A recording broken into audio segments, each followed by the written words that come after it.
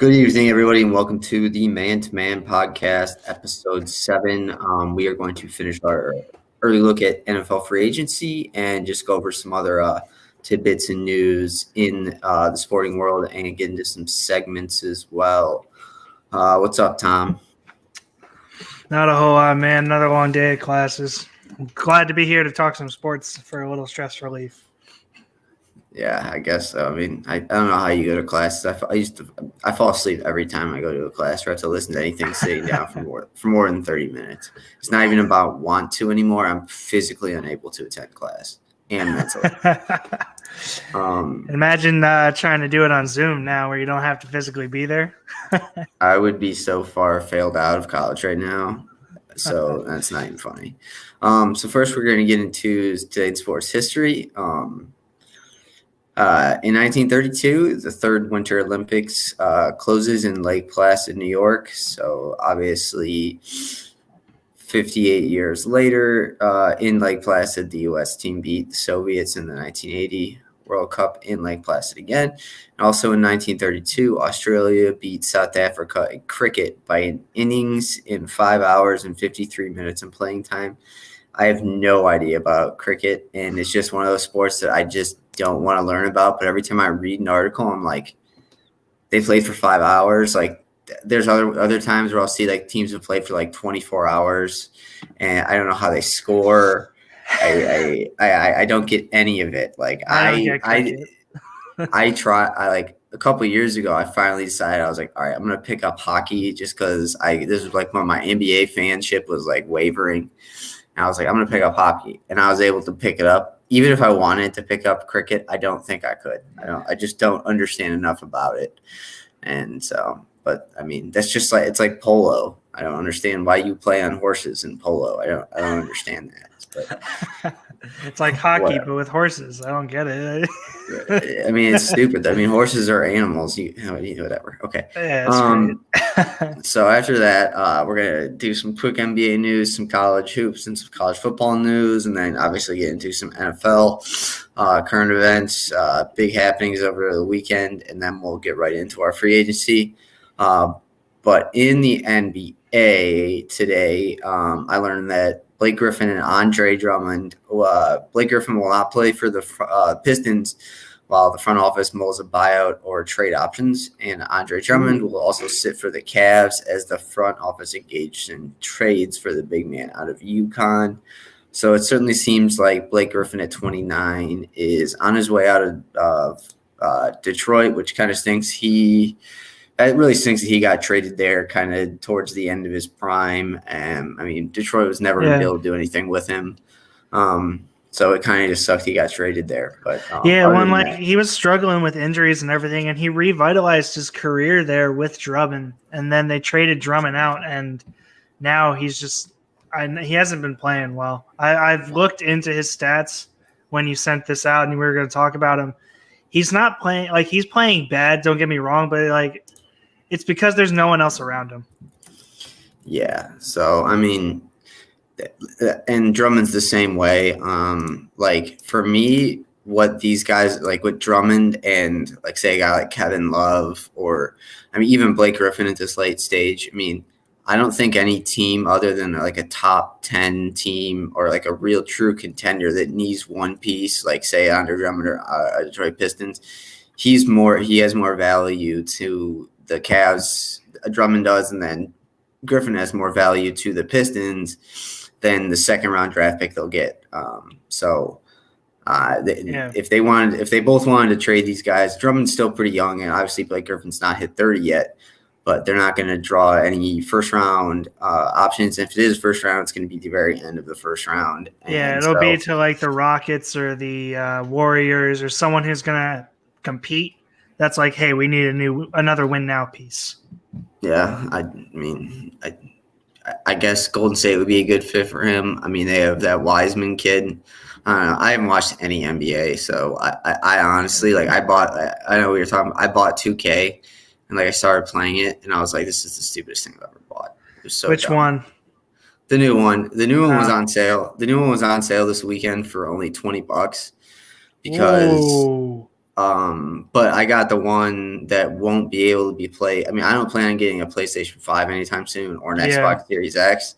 Yeah. And so I bought the version where it's not going to be transferred onto the next generation consoles. But like I said, unless I somehow find a really, really good job where I'm making a lot of money shortly, I'm not going to invest in a PS5 in the future. So I was like, whatever, might as well do this for $20. And I mean, of course I went into it like, because I always like we talk about. I started with the fantasy draft, whatever.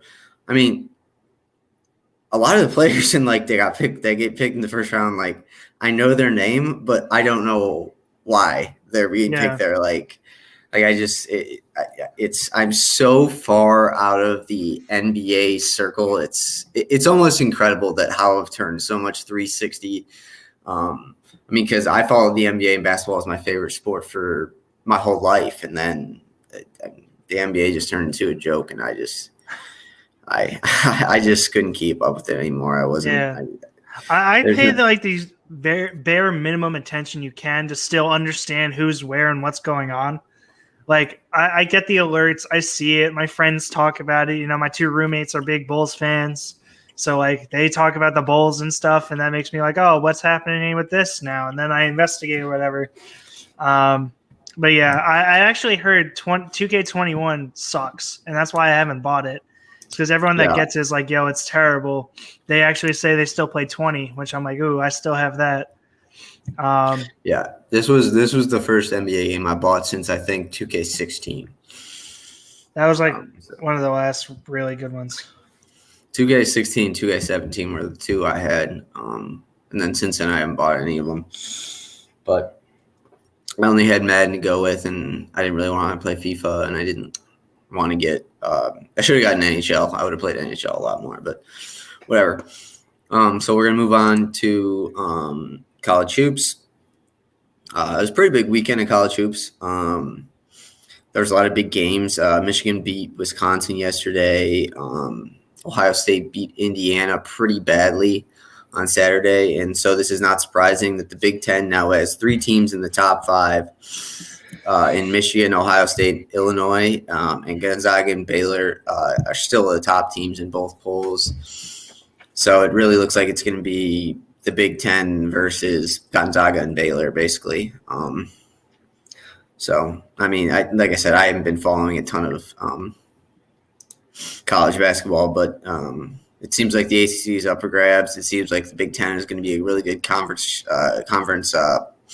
tournament coming at the end of the season, and so it should be interesting, I guess. Like I said, this is one of the only seasons that I have no true feel who I think is going to win the championship other than the 2 favorites. Yeah. So, but I did read an article the other day on ESPN, I believe. I don't know who it was by. It might have been their bracketology guy or whatever he is, but he's like, you should expect a ton of like first round and second round upsets this year, just because of it all being in Indianapolis and the schedules being so conference laden and conference heavy that teams really don't know what else is out there. So I don't know. I hope it's a good tournament. I hope there's a lot of upsets, but that's too far in the future for me. So Butler upset, home court advantage. They're not even going to make the tournament. No, not whatsoever. So. We're starting like 3 freshmen. I think North Carolina is now supposed to slide pretty easily in the tournament as long as they don't have a meltdown. I don't know what I'm going to do. I think I might throw like a party or get a tattoo or something if Coach K and Duke don't make the tournament. Because his cocky, arrogant self, they'll get invited to the NIT and the CBI, and they'll be like, oh, no, we're too good for that. We're too good for that. So, yeah, dude, Duke sucks this year. I don't understand. Like North Carolina is nothing special, and when I watch North Carolina play Duke at Duke, it all makes sense. I mean, this is why Mike Krzyzewski didn't want to play this year. It makes a ton of sense. He was one of the only coaches openly that was like, we should either wait till the spring or skip this year. And because he knew he didn't have the greatest recruiting class, and with what happened last year in the pandemic and the NCAA giving basically a blanket of extra year of eligibility. I think that's why you're seeing a lot of these more veteran-laden teams win. I mean, Kentucky had easily the best recruiting class in the country last year, and there's a shot they won't. I mean, they will, but like in real life, they shouldn't get invited to NIT or the CBI because they're not good enough for either one of those. But they will because it's a huge name. Yeah, I mean, I remember like 2012, 2013 when they had Nerlens Noel and they lost in the NIT in the first round to Robert Morris.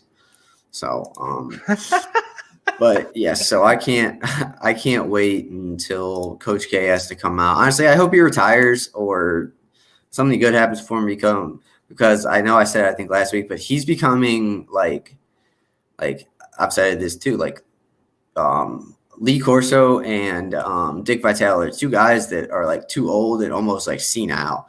They should not be in the booth. Like Coach K is now too old where he's turning into, I don't know if you remember this, but like pre-Joe Paterno, before we found out about all the abuse and stuff, like Joe Paterno on the sidelines was like 85. And I mean, he had absolutely no business being out there. There were multiple times during the game he would run across. Like I remember they played Ohio State one year, and he like before halftime like had to go to the bathroom really bad, so he sprinted across the field, went to the bathroom, came back like 2 minutes left in the half, and then sprinted again back to the bathroom. It's like, dude, you got to get this guy off the sideline. And not to mention how many times Paterno. I mean, there's so many videos of Paterno just getting leveled on the sideline by a play because he stands so near it and you can't get out of the way. So, but I'm not going to get too far into that because we've already opening the Penn State bucket of worms opens up a lot of other worse things. Yikes. And then in women's college hoops, UConn, shockingly, I never would have thought this would happen again. UConn is the new women's number one after the previous number one, South Carolina, lost and fell to 17-2. I actually have watched part of a UConn game this year.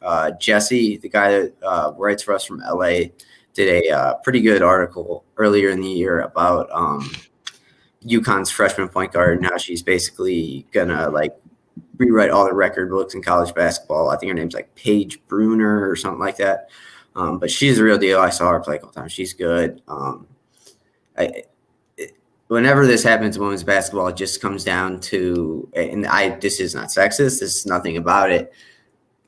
Gino Auriemma has a serious problem. Like, there's something wrong with his mind that he could just be okay with staying in women's basketball, coaching at the powerhouse at Connecticut without, I mean, I'm sure he's gotten offers. I know he's gotten offers from Division I, like higher up schools in Division I for basketball, for men's. And he just continuously sits on the sideline while his UConn team beats Rutgers and Syracuse by a combined score of 212-17.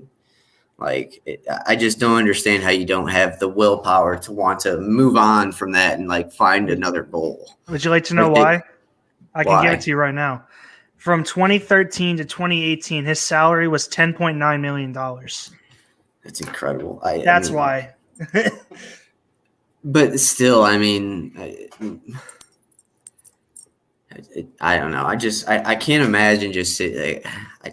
I don't know how to go into this conversation without coming off as any like a certain way, so I'm not going to do it. But I just can't. It just like if I had won that much at the one level, I would want to move on to the next level and just be like, okay, even if you suck at the next level, be like, okay, well, I dominated the other level, so and he'll always have a job if he wants to go back. So, but whatever. I think Gino Auriemma is scared to do anything else, and that's why he's like Saban almost, but he's like a younger, more senile Saban who just gets mad at every question he gets asked, tries to be so holy. I'm done with Gino Auriemma. I can tell. I'm done with a lot of college coaches. Speaking college, move on to college football. UCF named Gus Malzahn as their new head football coach. I mean, this is a good hire for UCF, I guess. Gus Malzahn did absolutely nothing at Auburn for 10 years and still had a job. So, I mean, it's a good hire for UCF. I don't know how it'll turn out. UCF is actually, in my opinion, UCF has never been. I mean, even that one undefeated season they had, or the 2 straight, or whatever. They can't play with the big boys. But I mean, for a guy like Malzahn, it's a good hire for them. It's a big name for them, and whatever. And then Steve Sarkisian got his first commitment to Texas in the form of the 2022 number 2 rated quarterback Malik Murphy out of California. Trevor Lawrence's pro day impressed scouts, but he has surgery looming in the future. I don't know. Did you see any of his pro day? Yeah, I watched about half of it, maybe a quarter of it. I couldn't tell you how long I was really watching it because I kind of had it on my other screen here while I was on Zoom doing a meeting or something. But he looked good. I mean, he looked damn good. He looked like the number 1 quarterback. Like there was nothing you can really say like, oh, wow, he looked like super bad doing this one thing, or, oh, wow, he met expectations. Like he was Trevor Lawrence that we saw for 3 years. Yeah, there was an argument I saw maybe a day after. I can't remember who made it. Kind of saying that Trevor Lawrence is too tall. He's almost 6'7". And I mean, if you look back at like the really tall quarterbacks, Ryan Mallett, Brock Osweiler, they never really turned out. So, and this also, it was funny watching it for me because Urban Meyer basically just ran the pro day by himself. I mean, he was right there over the center the entire time. I mean, because he did it for how many years? Yeah, well, and I think Urban Meyer got a little taste of how the NFL is different from college when he hired that guy from Iowa, I believe, that like used slurs and was a bad dude. Yeah, he was accused of racism and bullying. And you still? Hello, you still there? You got me? Yeah, I got you now. All right. But yeah, he hired Doyle or Boyle, whatever his name is, and then immediately the guy resigned because basically, I mean, everyone was calling for his job. I mean, Urban Myers needs to figure out that, like, he needs to realize, I mean, this isn't college football anymore. You can't do whatever you want. So I don't think Urban Myers is going to fare very well in the NFL. His biggest asset when he was a college coach was his ability to recruit. And you don't really do that in the NFL. The only time you get to do that is when you're going for free agents.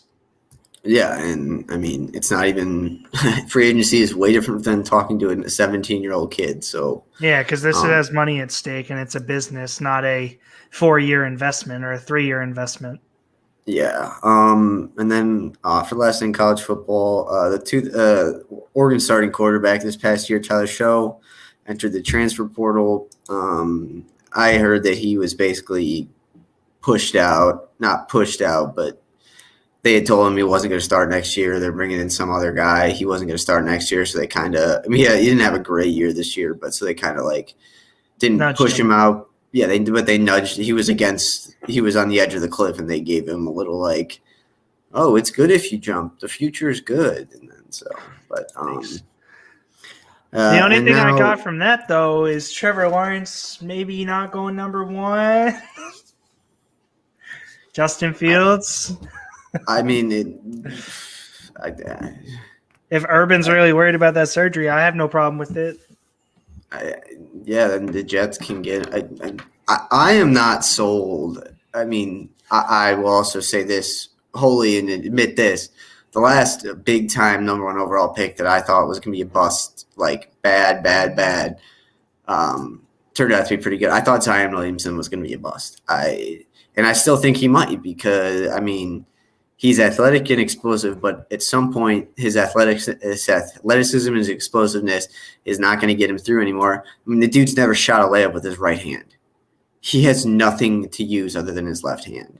And he obviously went to Duke, so I really don't like him. But I thought for sure he was going to be a bust. And like I said, I'm just not sold on Trevor Lawrence. I think Andrew Luck was a much better prospect coming out. I mean, Trevor Lawrence is going to take one hit in the NFL in a real game from – I mean, he's a twig.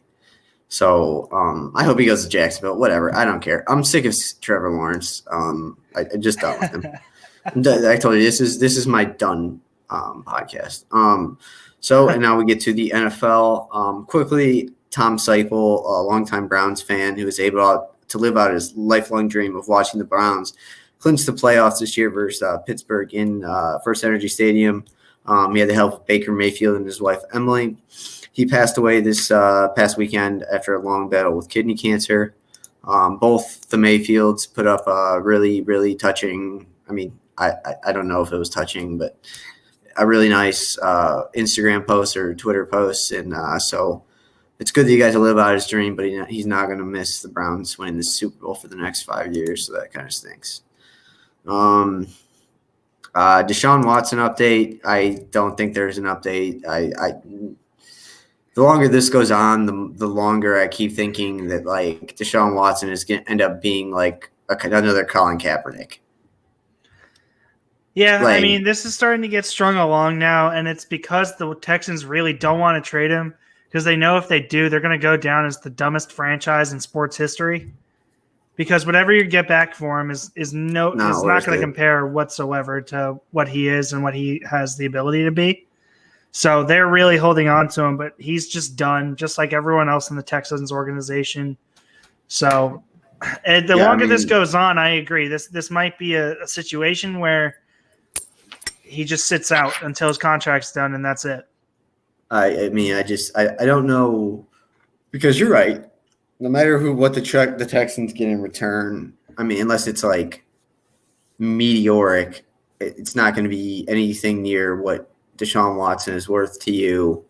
And but like I said, as this keeps going on, and the Texans, I honestly think the Texans have seemed like, at least to me, they basically moved on. They're going to be like, hey, you can come play quarterback, but we're not trading you. So I don't know. They're under the impression, and I don't know how I feel 100% about this, but like they're under the impression of you're under contract, you have to come play for us, or you can't go play anywhere else because you're under our contract. Which, like, some of the time I'm like, yeah, just like go out there and play. Like I felt like that with the Le'Veon Bell situation because he was doing it just for more money. But this is different because it's not about the money. He has the money that if he wants it. It's about him getting out of a terrible situation and not wasting his career. I mean, I'm not going to say another year in Houston would put an end to his career, but another year in Houston getting killed like he's been getting killed the past 4 or 5 years. How much? I mean, it comes down to how much can a body take. He's basically had no injuries. I mean, I think he's played almost every game, which is incredibly the injury lucky. His rookie season. I think he tore his ACL after 7 games. Yeah. So other than that, though, I mean, he's been taking hits and taking hits and taking hits. And I mean, you've seen quarterbacks in the past that just, I mean, they seem like they're going to be okay, but they just keep getting pummeled. I've said it about Daniel Jones. I think Daniel Jones could be an okay quarterback, but he has no time in the pocket and nothing and no weapons around him. And now considering that, I mean, the Texans, I mean, we'll talk about J.J. Watt in a sec. J.J. Watt's gone. Will Fuller, if he has any right mind of his own, he's going to go out and get a prove me contract for a 1 year or 2 year contract with some team just to prove it. I would love for the Browns to pick up Will Fuller. I mean, but other than that, I mean, their defense is in shambles. I think I said this last week, but they're worse off right now than when they were in 2000 when they joined the league. Well, and you did say that last week, and I 100% agreed last week, and I'm 100% agreeing this week. And the biggest thing for me, and the thing that I'm sure Deshaun Watson's even pissed about is, he's been getting hit, and they've gotten him no help. When you found out that you hit with the pick of Deshaun Watson, and you knew he was going to be this star that we see before us today, you would have expected them to build around him with an offensive line at minimum. Because you had this all happen when you first joined the league. You know, people forget who the hell, everyone knows who Derek Carr is. Everyone forgets about David Carr. David Carr, in my opinion, was better and I'm looking at just college and stuff before that. He was better than Derek Carr. David Carr could have been a decent NFL quarterback. Yeah, he could have been great, but he got sacked more than any quarterback in NFL history. I mean, didn't he get sacked the one year like 73 times, which is an NFL record? And the Texans destroyed him. And then the Texans got the number 1 pick again in 2004. And they picked and they didn't get him any offensive line help or anything like that. They got who do they pick in 2004? Oh my god, I know this. Mario. Do they pick Mario Williams? Yep. Yeah, Mario Williams, the defensive end. They got an end, which like I get you're trying to build your defense out, but you just let the guy get sacked 7. I'm pulling up the sack number. Yeah, I think it's 73. Yeah, but I'm just confirming so that I know. Yeah. Oh, I'm so sorry. He leads the NFL single season sacked person at 76.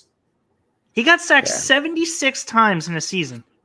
And then that's in 2002. In 2005, when he was still playing with the Texans, he got sacked another 68 times. Out of the top 4, he's 2 of them. Yeah, I just don't understand how that you can have a quarterback like that.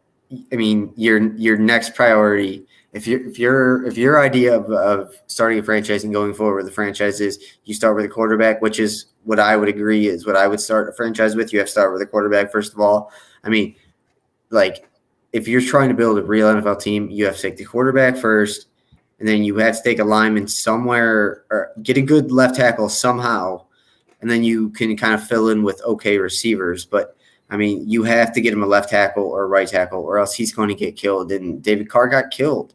And, I mean, Robert Griffin got killed partly because of his own fault, but he didn't have a great offensive line. Yeah. I mean, Marcus Mariota got killed when they didn't have a good line.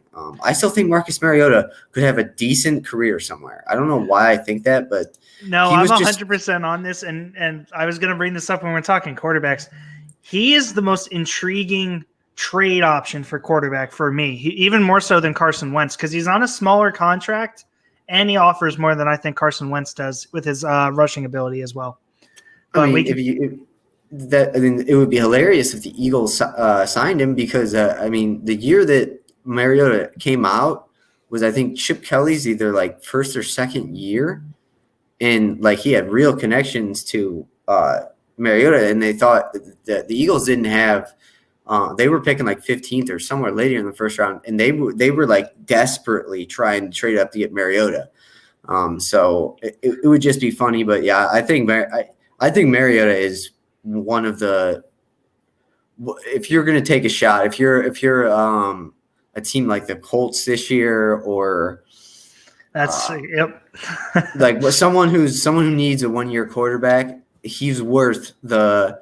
If you have a good team, a pretty good team without a quarterback like the Colts, like I said, I mean, he's the exact kind of high ceiling guy you want. Because if he's good, then you keep him under contract and you can still draft a quarterback at a decent round in the next year, the year after that. And then by all means, if he's terrible, that's fine. Just keep him in and you'll keep losing, and then you'll get a first pick. So and I think like the Colts have a top 5 line in the league. So that's just even more of a perfect fit for him. The Colts have everything other than a quarterback and maybe 1 or 2 playmakers on offense. But like I 100% agree. That's exactly where I was going to go with it if I brought up Carr later. But if I'm the Texans, like I know they made a move to go out and get Laramie Tunsil. Like, yes, you traded 2 first-round picks for him. Congratulations. You just mortgaged 2 more years for the guy. And like he's great. I'm not saying that Laramie Tunsil is bad, but that's 2 more first-round picks. Yeah. So we can move on. I'm just upset. I mean, we're going to move on to the same team. After asking for his release, the Texans finally did release J.J. Watt. The reactions on Twitter and from people maybe in our group chats and things that was basically like, oh, yeah, he's going to be a Patriot. I almost laughed out loud and like caused a riot because like I was very smart. I was very smart and did not write back because it would have been a huge argument that I might have ended up quitting. I don't know. But I think one of the Boston guys was like, oh, yeah, he's going to be the Patriot. And I was like, you guys are so stupid right now. Like, you don't understand that now that Tom Brady's not there, nobody wants to go to New England. Well, It's especially after cold. watching the season that they had. Like, did they go 6-10? I don't know the record off the top of my head. I really don't. I'll look it up, but I mean, yeah, they were I think they terrible went. for. I think maybe it might have been 7-9 because they have like the 15 pick or something. But they're not a playoff bound team, and JJ Watt is on the back nine of his career, if They went not 7-9. Yeah, see, I am so close or on the money every single time. But he's on the back nine of his career, maybe the very beginning of the back nine there, but he's going to want to go to a title contender because he just blew most of his career in Houston, never really sniffing a Super Bowl. No. I mean, they made the playoffs a couple times. I mean, They made it it was deep always. twice, but I mean, the Texans and the Cowboys, or the Texans and I don't know, another team out west. They always remind me of the playoff game in the wild card round that's played on like Saturday afternoon that not everybody watches, and it's just horrible. I mean, they played in like 4 of those, but it was always when Deshaun Watson was hurt. It felt like because Ryan Mallett started for them in one of them, and I think Matt Schaub started another one for them too. So, I mean, it's crazy, but yeah. I mean, when I just saw that all the Patriots fans were acting, I was like, you guys just don't get it, do you? Like, you guys just don't get it. That nobody wants to come to New England now. Like, so I wasn't worked up, but I was just like, I mean, how many years do we think it's going to take these guys to figure out that, like, oh yeah, now we're going to be bad for the next 20 years? until they start winning again, that's what the answer is. They're going to figure it out after they start winning again. But and we talked about it too. I mean, they're now Patriots fans that are basically just riding the coattails of Tom Brady at the end of his career. So, but did you see the?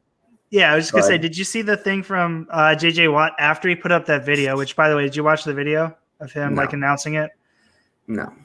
It was nice the way he went out and thanked everyone or whatever. But after that video came out, everyone started donating to his charity or whatever that he has, like his charitable organization.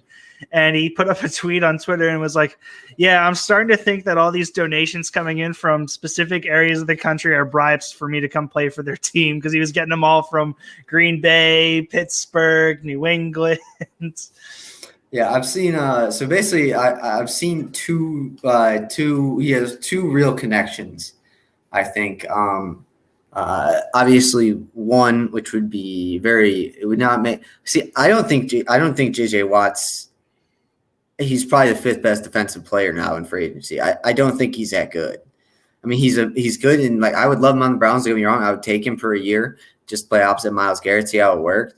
But I mean, there are other guys that I would rather have that are younger. And I mean, JJ Watt hasn't had a good full season of playing since in like 3 or 4 or 5 years. So, but I think he has apparently he has real strong connections to Chicago because his wife plays for the Chicago women's soccer team there. Does she? And yeah. And then also to Pittsburgh, obviously, to play with his other 2 brothers. I think Pittsburgh would be the absolute perfect choice for him if they weren't on the downturn of if they weren't about to start a rebuild, basically. And I don't know if the Steelers will ever be a true rebuild, but until they start flipping things around. So I don't think he'll go there. I could see him going to Chicago. I mean, Ryan Pace or whatever his name is, the GM for Chicago, will pay him whatever the money he wants just to play. I think so. The other team that he apparently has really strong connections with is Green Bay, because he's a Wisconsin kid, born and raised. So he could just come home, be the hometown hero, and go to the team that was in the AFC or NFC Championship game. Excuse me. I look at the Packers as so weird right now, just because like all the things I've heard about Aaron Rodgers and that he just wants to like get back at the Packers, like that's his only life goal right now. It just makes you think it's like I feel like something weird is going to happen in Green Bay in the next 2 years, where like it just doesn't seem like a like it seems like a hot spot that's just going to blow at any time. So I don't know if that gives you the safety that you want going forward. But that's all of our NFL talk for the most part, unless you got something else before we get into free agency. I think I have a question because we're going to do fill in the blank later. I think I have it about J.J. Watt. So Beautiful. we'll cover that later. But let's get back into our free agency talk from last week. So just so everyone knows, we got about 2/3 of the way through our free agency talk. Then we had to cut it off because we were going a little long. We got through our top 10 free agents each. And we also kind of said some likely landing spots, just kind of talked about it. Today we're going to go straight down the line, basically top 3 to 5 to 6 players at every position, except for defense. We'll probably switch up defense between like defensive line, linebackers, and DBs, and things like that. And then, so we're going to go along that way. We'll start on offense, go to defense, and then we'll finish up with, kind of giving some likely landing spots, and then maybe giving our final prediction. And then we will go into some who am I Heisman winners from 2000. Fill in the blank. This is mostly about NFL free agency, not all of it though. And then NHL trivia, and then we'll get into our conclusion. But of course, we are going to start out with free agency this year with what I think is the most important position, maybe in sports, other than maybe pitcher in baseball. But it's hard to compare those two. So we're going to start with quarterbacks. I think we both said that our top quarterback is Dak Prescott. So we can just kind of go with Prescott right now, and then we'll get to our 2 and 3. I have a really, really hard time seeing any way that Dak doesn't stay in Dallas, especially with Deshaun Watson on the market. Teams are going to look to get Deshaun Watson more than they're going to look to pay the money. But I guess if you were willing to go all in for Deshaun Watson, you'll probably all in to go in for Dak Prescott. He's only 3 years older, but he is coming off an injury. I think it'll be I would be very surprised to see him playing in a different uniform than Dallas is next year. Yeah, no, I agree. Like, there's really no good place for him to go other than Dallas, because we all saw how he performed before he got hurt. I mean, the dude was on pace for 6,000, 7,000 yards in the air, something like that. He passed for 500 yards in every game until he got hurt. Yeah, so he was on pace for 6,000, 7,000 yards or something. But I just thought of this when you were talking. How funny would it be? And bear with me because it's not going to happen, but just some food for thought.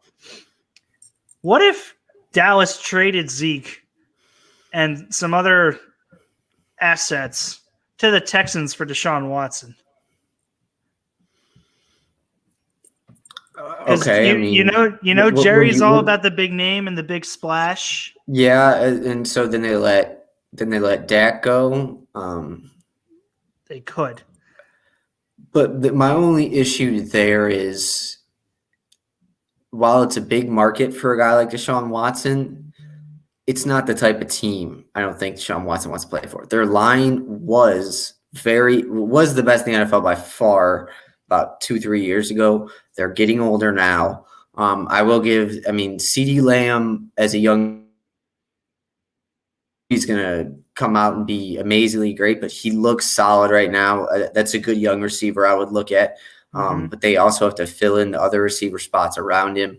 I mean, they already have Coop locked up too, so you got the duo there. I forgot about Amari Cooper. I just don't think Amari Cooper's that good. Him, CeeDee, and Michael Gallup as a core is weapons. I think if they were to if Dallas was to do that, I think the only way it gets it done is if you trade Dak back to the Houston, because I don't think Houston's going to trade away Deshaun Watson unless it involves either a top 3 or 4 pick where you are almost 100% likely to get Fields, Wilson, or Lawrence. Or they're going to want a quarterback they can at least roll with for 1 year. So it'd have to be a sign and trade because Dak's the free agent. Obviously, we're talking about him, but the Cowboys have an 8 pick, and if you look at who's in front of them, not all 4 of the top 4 quarterbacks are going to be gone. You can assume that Lawrence and Fields are gone, but Wilson could fall down to 8 or 9 wherever the Cowboys pick, and if not, Lance is there too. So you could, in theory, package Zeke, the 8 pick, and then another asset or two. See, but my only issue with Dallas is, I mean, the best thing about a rookie quarterback is you get to win. Hopefully, you get him when you're about to start winning, and you get him on his rookie contract. Yeah. I mean, if they were to bring Deshaun, I mean, first of all, whatever Deshaun Watson signs, it's going to be equal to, if not bigger than, Patrick Mahomes' contract. So I don't know if that's because you're right. I mean, there could be Wilson, and it's possible Fields, and it's possible. I mean, it's likely that Lance will also be there at 8. But so then I would think if you're Jerry Jones, instead of trading for Deshaun Watson, you're like, I'd rather throw my arrow at Wilson or one of these guys and see if they work for 2 years. And if not, then we can go back in the draft and do it all over again. Yeah, rather than throwing. I mean, first of all, Zeke is basically worth a 3rd-round pick, maybe, to me. Yeah. So, but the thing with Jerry, though, is he's not a rebuild guy. He just throws money at people so that they come there so he can constantly be good. So I agree. But I think Jerry Jones is much more willing to throw money at a guy like Dak Prescott, who's been very good in the Dallas Cowboys offense, or a rookie. I think he'd rather throw his money that way than the $560 million 10-year contract that he's going to have to give Deshaun Watson. Well, Deshaun's already on his contract. He just signed it. It's a 4-year, $156 million deal. So he's got that for 4 years, and then they can work out the contract after if he wants. He might not want Watson back. We don't know, but just some food for thought there. I just thought that was interesting. Interesting option. And honestly, now the more I think about it, Dak Prescott should be actually a lot of teams that are going to go for Deshaun Watson. He really should be there. I mean, if Deshaun Watson falls, then you should go all in for Dak Prescott. Like, I feel like Miami, like, this would be a trade I think Jerry would do. Miami trades their pick. Miami and Dallas swap their picks, and then Dallas also gets Tua. I mean, that's a win-win for Miami. You still get a high first-round pick. Not that I know that'll get it done, but yeah, it's weird. We haven't really heard a lot about Dak Prescott because I think most people think he's going to stay in Dallas. So yeah, so I just wanted to have some extra stuff to talk about because it was interesting.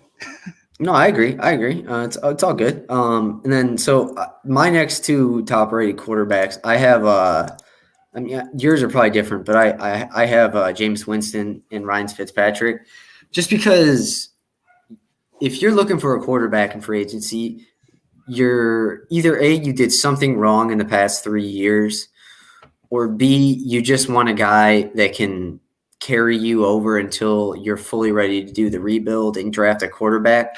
So that's why I think like a guy like Ryan Fitzpatrick is perfect for that. He did a great job in Miami this year. Honestly, he should have started all 17 games for Miami instead of Tua. And I think he's a really good guy to bring in. Like last year when he was free agent, I wanted the Browns to bring him in really bad. I mean, he is the best backup quarterback out there. Because really, if you think about it, if you're an NFL team with a good quarterback, like say you have Patrick Mahomes, Baker Mayfield, Justin Herbert, any of those young guys, Josh Allen, if your quarterback goes down with an extended injury, your season's kind of killed. But if he goes down, he has like a broken thumb or something, and you need someone to come in and fill for 2 games that could compete and get you wins, I think Fitzpatrick's exactly a guy like that. And even my other quarterback, Jameis, is kind of like that too. Yeah. I think Jameis's name is going to be a hot commodity because go ahead. So I was going to say Winston is also my number 2 available quarterback here. So we can kind of take a deeper dive if you want into him. Yeah, go ahead. So I think he's staying with the Saints. I've been saying this for a little while because Sean Payton said is like number 1 priority on the list or whatever. I think he still has some game.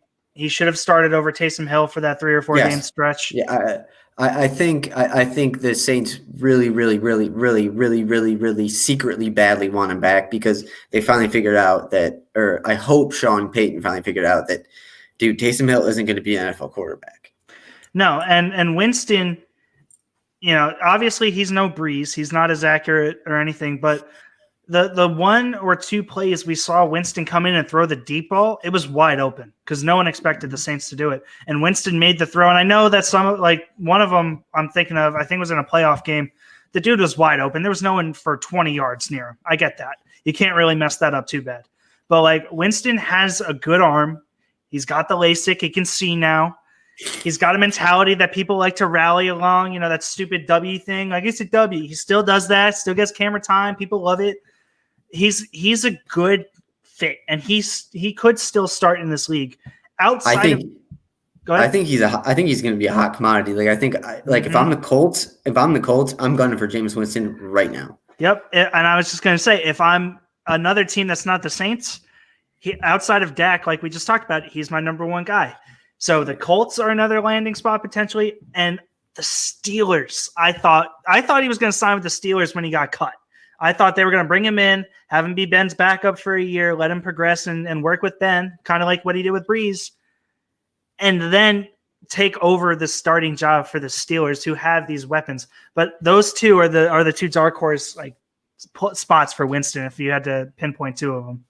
Yeah, I'm gonna get off topic really quickly. I think Pittsburgh is almost so far wrapped up in Ben Roethlisberger that it's almost at a point where you can bring Jameis in and he'll be behind Ben, but it won't be right because Jameis right now is probably better than Ben Roethlisberger. I think the Steelers waited about 2 or 3 years too long to find a backup quarterback, and maybe they thought it was Mason Rudolph. Maybe that's what they thought. I hope. They drafted him second round, so they must. But to me, he's not the guy. But yes, I think the Steelers. Because you look at Jameis Winston, he doesn't have as much football IQ and awareness and stuff like that, like Big Ben does. But he's basically a Big Ben, build, but able to actually move, and he's just Big Ben except younger, really. Because if you think about it, Big Ben just throws a million interceptions too. It doesn't matter. And the Steelers still find a way to win because their defense is insane. So, and the Colts, we've already talked about, they're a quarterback away from being a contender again. So those two spots are nice. I actually do have Fitz as my fourth. The guy that I have listed above him is Jacoby Brissett. Okay, that's not terrible. That's not terrible. To me, that's almost parallel to a Jameis kind of signing. Yeah. Except it's not Jacoby Brissett. How old is he now? He's 29 to Ryan Fitzpatrick's 39. That's the only reason that I have him listed one spot higher. But we could talk about Fitzpatrick real quick. Fitzpatrick, again, the Colts are a landing spot that I think any quarterback could go to because they're going to look for anyone who could win the game. So, obviously, Mitch Trubisky, who's my number 5, is not going to the Colts because they don't want him. He's going to be a backup somewhere. But Fitzpatrick's a guy who could go to the Colts. He could go to the Saints potentially if they're looking for a bridge quarterback. Trying to think who else needs a quarterback off the top of my head right now. He could go complete San Francisco. Good call. He could go complete the AFC East cycle and go play for the Patriots. That's not a terrible idea for him. But like I said, he's looking for a paycheck and a starting job. Yeah, and I'm not going to keep saying if I'm a free agent quarterback, New England's the last place I want to go. Yeah, it's cold. You play in the snow. Sony Michel is your best offensive player. And he might get traded. This is the offseason, I think, if it ever happens to England. And, you could see Gilmore go. You could see a lot of those guys go. So who was that running back that they drafted? Sony Michel. No. The other one. Harris. I think his name's Harris. The dude from Alabama? Yeah, he's drafted in the 3rd round to the Patriots. Basically, I was talking about it with Ryan and Damian Harris. Damian. We were talking about it on the Fantasy podcast when it was still going on. Damian Harris is what they thought Sony Michel was going to be because Sony Michel has not produced, and Damian Harris is coming in and produced. So I could see Sony Michel get traded this offseason. Yeah, I But mean, I think if New England's gonna, I think they need to blow it up. I think they need to blow it up. I think you need to get rid of Welker. I think you need to cut all those old guys. I mean, I don't know if you Welker? saw it, but not Welker, Edelman. You know who I Okay. meant. I was They're the like, same. wait. They're the same receiver. They just wear different numbers. What was I going to say too? Shoot, I just forgot it. You got to blow everything up. Yeah. Something I was going to say something happened over the weekend, but I can't remember it. So that's fine. My That's bad, fine. my Yeah. bad. No, you're good. Yeah. No, I think that, or not that. Jacoby Brissett would be a good choice for Patriots. And honestly, if I'm the Patriots, I don't know why they're not looking harder at Dak. I mean, I know it's not the but everyone's just saying. I did see a report that Dak could go there if he doesn't sign with the Cowboys again. But they could just franchise tag him. It's almost a done deal that Dak is staying. Like they're not going to let him go after what Andy Dalton showed. And then you got to think about this too. I mean, they have. I don't think they have the pieces of the draft capital to get him. But I mean, the Patriots have made no effort to get Deshaun Watson either. It's almost like they're just like stuck this offseason. Like they just don't know what to do. I saw one report that they of a trade package they could do, and it was literally like their top 3 picks for the next 2 years. So like first, second, and third for the next 2 years. And I'm like, they're not doing that. Belichick's never doing that.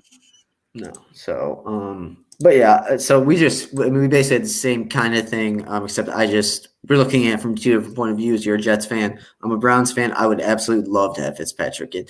Honestly, it was awesome on the sidelines this year to see Case Keenum as the backup instead of like guys like Brian Hoyer, who we've had in the backup. Like, I also think Case Keenum's the type of guy that if Baker, gets turf toe for 2 weeks, Case Keenum can get you to 1-1 in those 2 games. So that's just how I kind of looked at it. And I mean, honestly, Fitzpatrick, when he retires, it's going to be such a weird career. It's going to be so weird looking at his career stats and stuff because, I mean, he probably won't unless he explodes the next 2 years. He probably won't have an NFL Hall of Fame resume. I mean, but he played for a number of teams, made them good for a number of years. So, I mean, something has to be remembered about him. And I like I said, if for the Browns, I would kill for that Ryan Fitzpatrick as the backup. It makes you so much more less uneasy, in my opinion. But unless you got anything else on the quarterbacks, obviously the quarterbacks aren't really the big thing because, like we said, other than Deshaun Watson, really, you don't see – it's not the NBA and it's not MLB where you see these guys. A lot of the quarterbacks end up staying for most of their career unless they're bad, but also because they can end up making the most money for one team. And it's so much harder, in my opinion, to go from one team to another team in football than it is to go from one team to another team in basketball or baseball. It's you have to figure a whole new offense, whole new everything. So, and then we can just kind of quickly go over the running backs. My top 3 are Kenyon Drake, Phillip Lindsay, and Todd Gurley. The only one of those 3 I think that escapes actually into the open market is Gurley. So my top 3 are Aaron Jones because he's technically I agree, Aaron Jones, but I just didn't even put him on because I think he's going to re-sign with Green Bay. So I agree. Actually very much think he's going to Miami. Okay. Here's my thing, right? Investigator, tell me why. Here's my thing, right? The Packers drafted Jordan Love and A.J. Dillon this past offseason, right? They knew that Aaron Rodgers and Aaron Jones's contracts were up over the next 2 years. So they thought they were going to be able to just dump those 2 and take in the young guys, right? But when you look at Jamal Williams when he comes in, he puts up Aaron Jones-like numbers, and the Packers never forget Aaron Jones. And I know this because we talked about it again on the fantasy show when it was still going on. They never forget about Jamal Williams whenever Aaron Jones is tearing it up, he's got 100 yards, 150 yards, 2 touchdowns. They always make sure to get Jamal Williams in. They could just easily slide Jamal Williams up and move A.J. Dillon into that Jamal Williams role and save the money. that they're so desperate to keep and give Will Fuller apparently. So I can see. Don't tell me Will Fuller is going to go to Green Bay. I like Will Fuller. But Aaron Jones, I think, could walk and could go to Miami because they. Okay, so I guess I understand your point of view from the Green Bay perspective. Where is he coming? Why is he going to Miami? That's just where I've been reading and where I've seen him go because they kind of have a plethora of mediocre running backs. They don't really have a stud. And if you look at how many teams need stud running backs, and when I say stud, I mean like a primary. So like guys like the Panthers, they're not looking for anyone. The Rams just found their guy in Cam Akers. Like I'm trying to think of teams that have just a true committee. So like he could go to the Falcons. I just don't see him going there because they already have a lot of money tied up in older guys, and running backs have a shorter shelf life than everything. So Miami's a young team. They have money to spend. They're built around a young quarterback with young defenders. Well, maybe not young defenders, but young guys elsewhere that they can afford to pay Aaron Jones. So that's just where I've been reading. I don't really have a super all-knowing reason why I feel that way, but all right, so this is just kind of off topic, but just a question. This kind of brings it up because I think the NFL is kind of in NFL or a running back kind of revolution where you're finally finding running backs that you do think should make the money because they're actually worth it. But the past 2 Super Bowl winners, really no run game. So it's got to be brought up that. And I don't agree with it because obviously I have Nick Chubb and Kareem Hunt, and even in the Plain Dealer, which is the Cleveland newspaper around here, they were talking. They didn't. One of the beat writers did an article and was like, "Okay, if the Browns are going to go out and try and get a defensive playmaker this offseason, who should they let go of? Should it be like because obviously everyone was thinking OBJ can go, some other guys, but he said is Kareem Hunt the real guy that couldn't go, and I said I disagreed because the return on Kareem Hunt, unless he's part of a package that is like a true playmaker, young defensive playmaker, he's worth more to the Browns than anything they would receive in return. So I don't know if people are going to keep. I mean, it seems like every couple of years the running back stock goes down, and then you have a guy like Saquon Barkley or Ezekiel Elliott that get drafted early and high, and they have good starts to their careers. But then, I mean, you look at Ezekiel Elliott now. I mean, I don't know if the Jets should even trade for him. Like, it's something to think about. So. No, I mean, like I agree with everything you said, but like I said, it's just hard to put a gauge on how NFL teams and how NFL front offices evaluate running backs because I mean, if I'm the Chiefs, I got to tell you, if my goal this offseason is to get better on the line or to get better defensively or get a better receiver, something like that, I am absolutely trading Clyde Edwards-Helaire if someone will give me someone big for him. Because they don't really need him. I mean, you can plug a lot of guys you can plug into any offensive system, and they will be productive. That's not the case for the Browns. Like they have to have a big bruising guy like Nick Chubb, and they have a perfect complement to him who's a good, like a mini, not obviously near the same level as him, but like a mini Christian McCaffrey. They can catch passes that has a little bit of power and has a little bit of speed.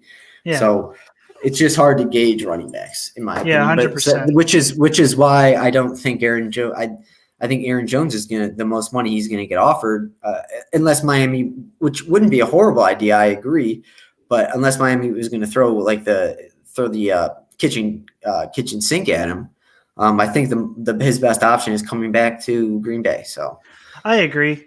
I just I thought it was good. I don't know. I don't know where I stand, honestly, because now that, the whole premise of that idea was that they were ready to move on from Aaron Rodgers and Aaron Jones and go with just the young guys and start a rebuild. But we just saw Aaron Rodgers win MVP. So they can't really do that. So they might bring him back. But that was just a thought process.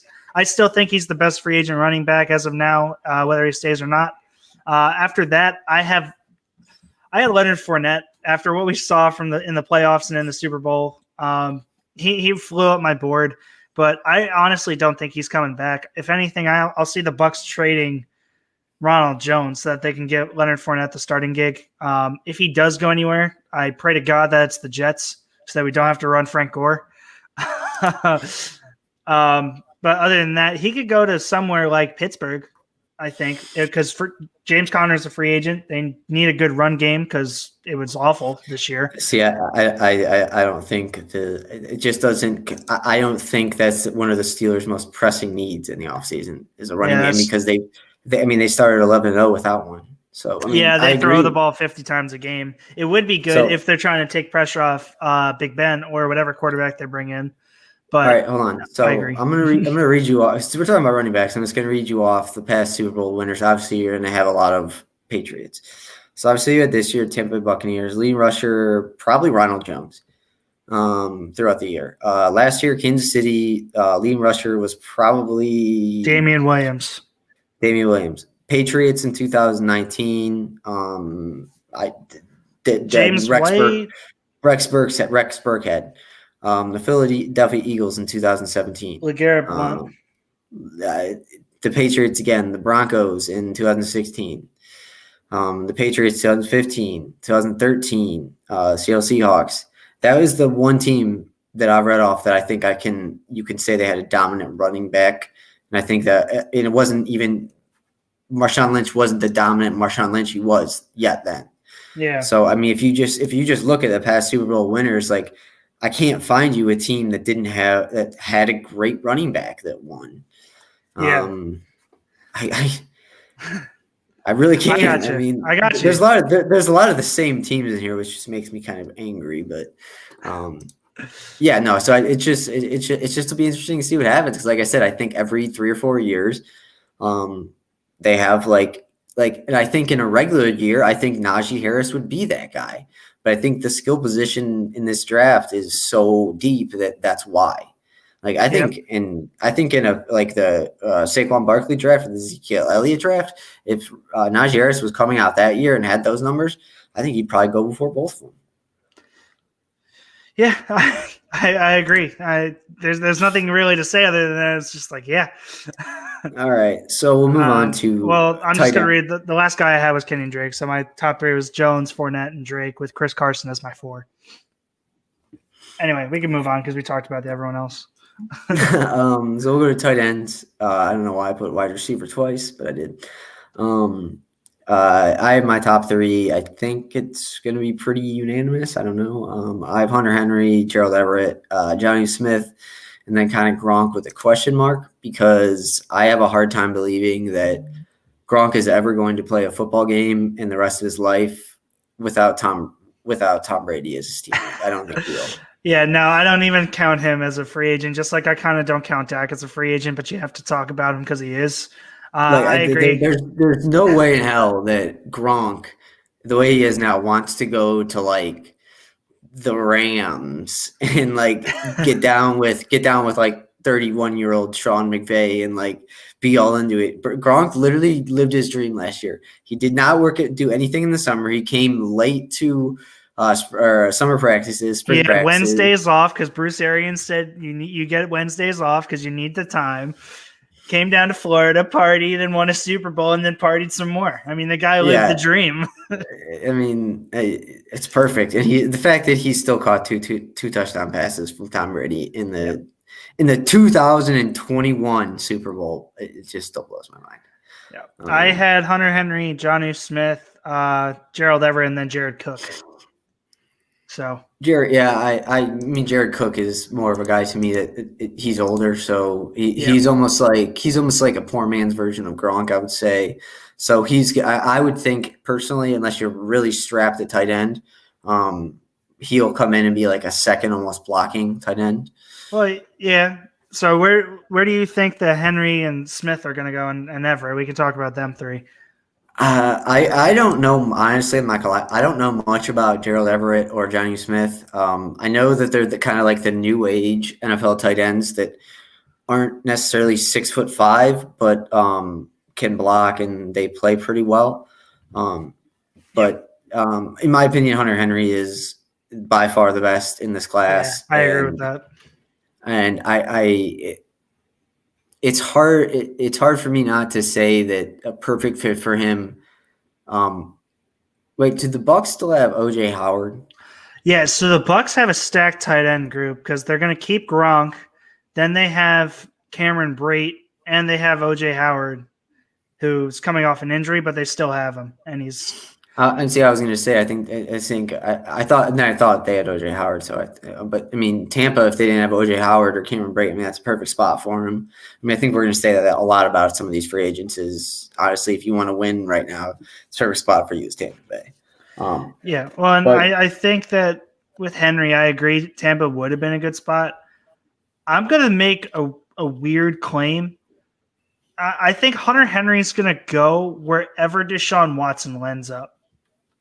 And that sounds weird, and that's like weird to say because it's not a definitive spot. But like, let's take the Jets. They don't have a tight end. Chris Herndon sucks, right? He's a blocker. They bring in Deshaun Watson. They need to say, hey, we're going to build you out some weapons. Hunter Henry is a cheap option for that they can get right away and guarantee that they can get because the Jets have a lot of money to throw at him. You can even look at when was the last time Hunter Henry played a full season? That's a fair question. I don't even know. So I mean, no, I agree. I mean, honestly, at this point, I look at the Jets right now as you're lucky, you guys. You guys aren't as bad as the 2016, 2017, 2 years at the Browns.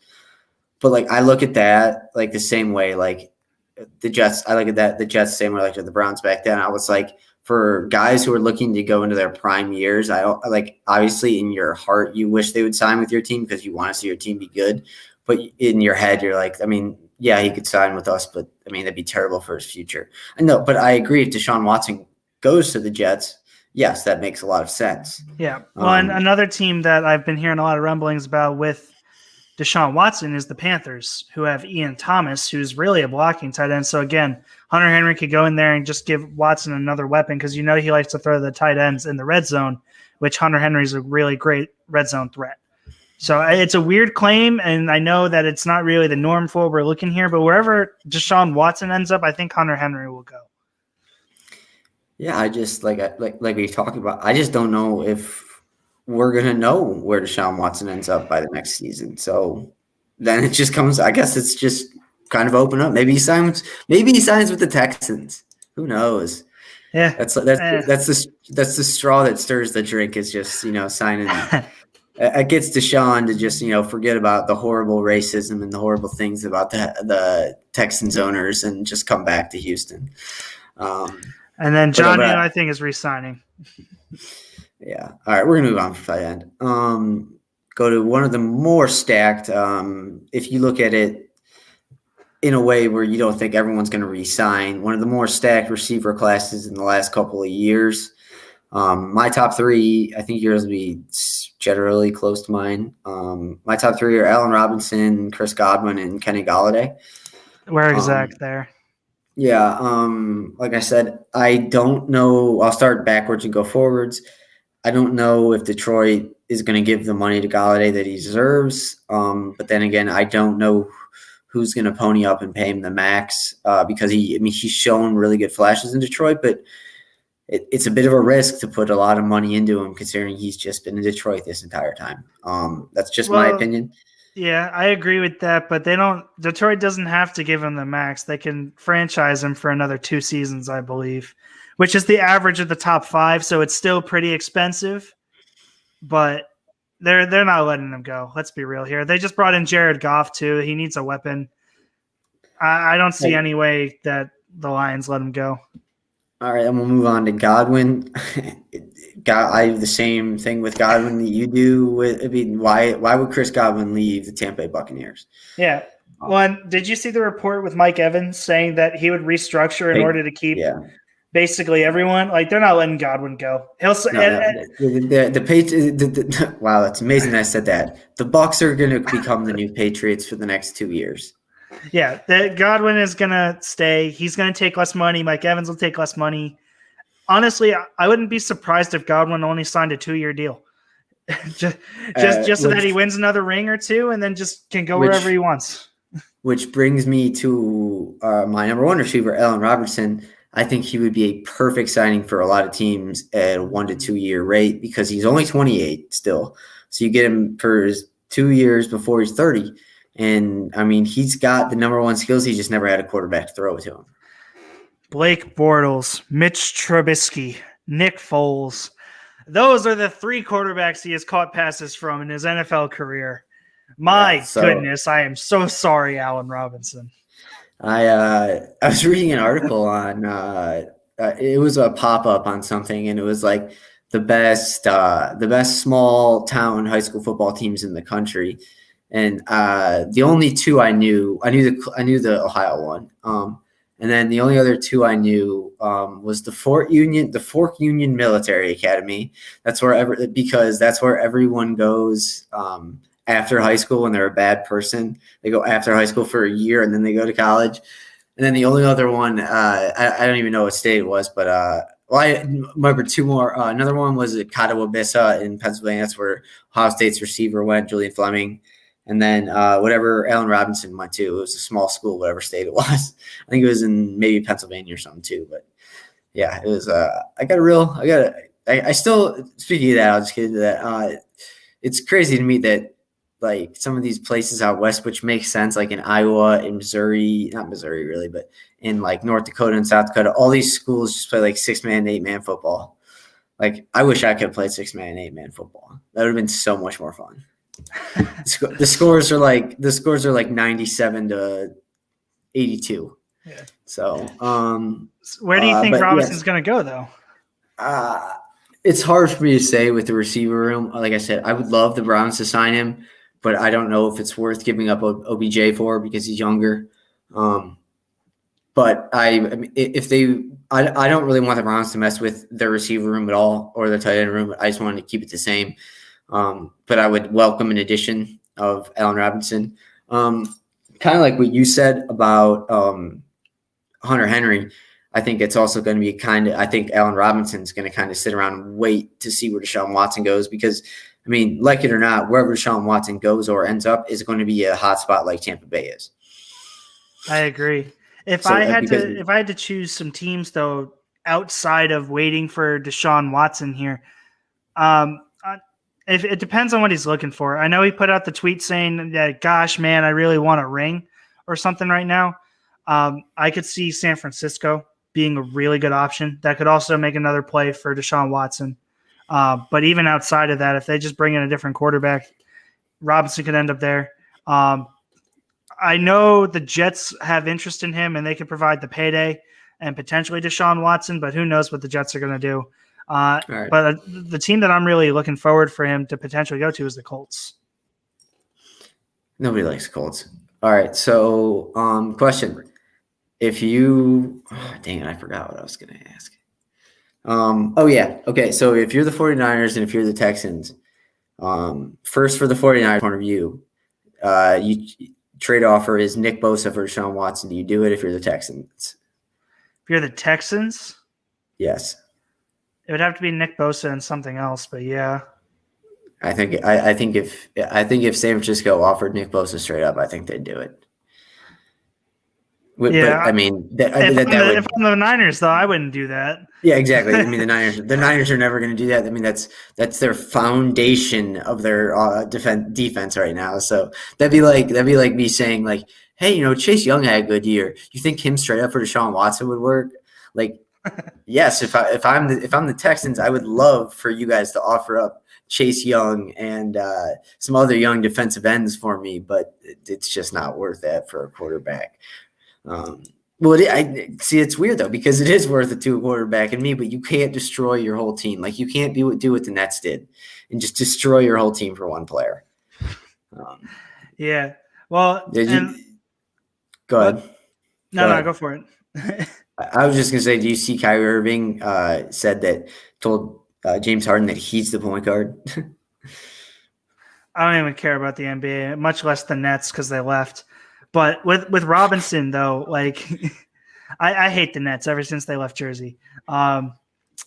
with Robinson, like I don't even know where else he could go because he's gonna want to win, and he's gonna want to win now and possibly make some money. So like, there's no real definitive spot for him to go. I don't really think he's gonna re-sign with Chicago. He's one of the few free agents where I'm saying he's not re-signing because Chicago is light years away from winning. He's at the age and at the exact right time where it's going to be a tough question for him, where it's, hey, should I get a long contract with a bad team for a lot of money and be set for the rest of my life, even though you are probably already set for the rest of your life? Or do you want to sign small contracts, risk getting hurt, but playing for contenders? So, I mean, it's going to see where he wants to do. If he says he wants a ring, then he'll take short-term deals. But the safer thing, obviously, if you're a receiver, is to take that than the quote-unquote 1 year, $25 million deal from Tampa Bay. So, but yeah, I think it'll be a hot commodity. Go ahead. Yeah. I was going to say, just because this wide receivers class is so deep, do you want to talk about the next three? Sure, go ahead. Bring them up. So my next three are Will Fuller, Corey Davis, and unfortunately Juju Smith-Schuster.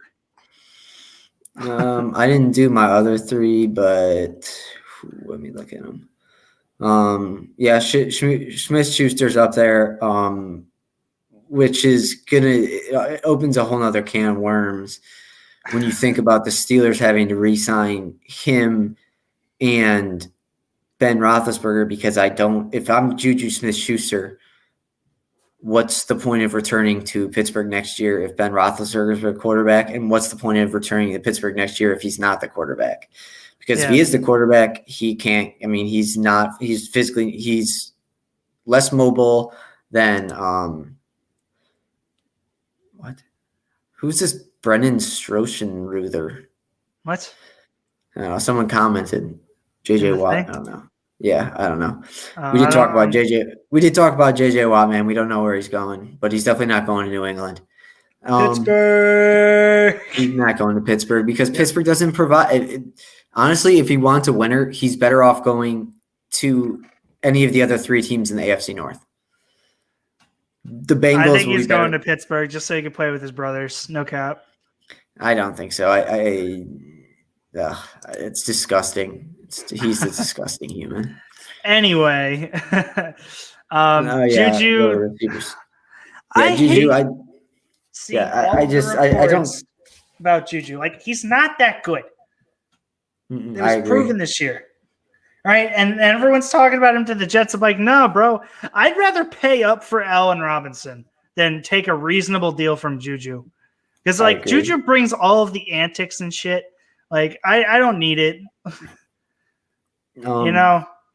Yeah, I totally feel you on that one. This also wide receiver class is weird because it's top heavy with not necessarily really young good guys, but like middle-aged, 24, 25, 26 good guys. And then at the end there you have like T.Y. Hilton, Watkins, Fitzgerald, who are all getting way older. But you did bring up Will Fuller, and I agree. Will Fuller is going to have to – I can't imagine him going out and signing with a team for more than 2 years, and I don't think it'll even be 2 years. I think it'll be a 1 year deal, kind of prove it year deal. And I mean, if the Browns have to get rid of OBJ or they're getting rid of OBJ to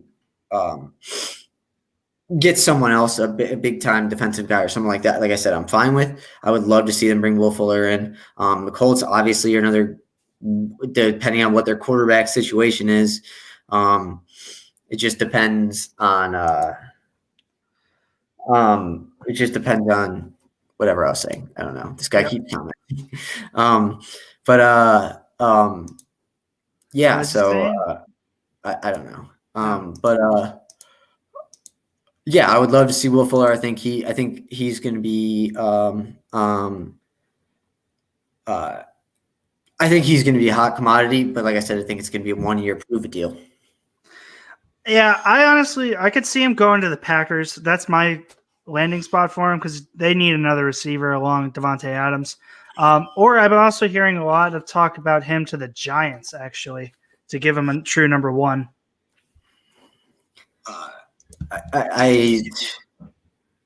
What was that?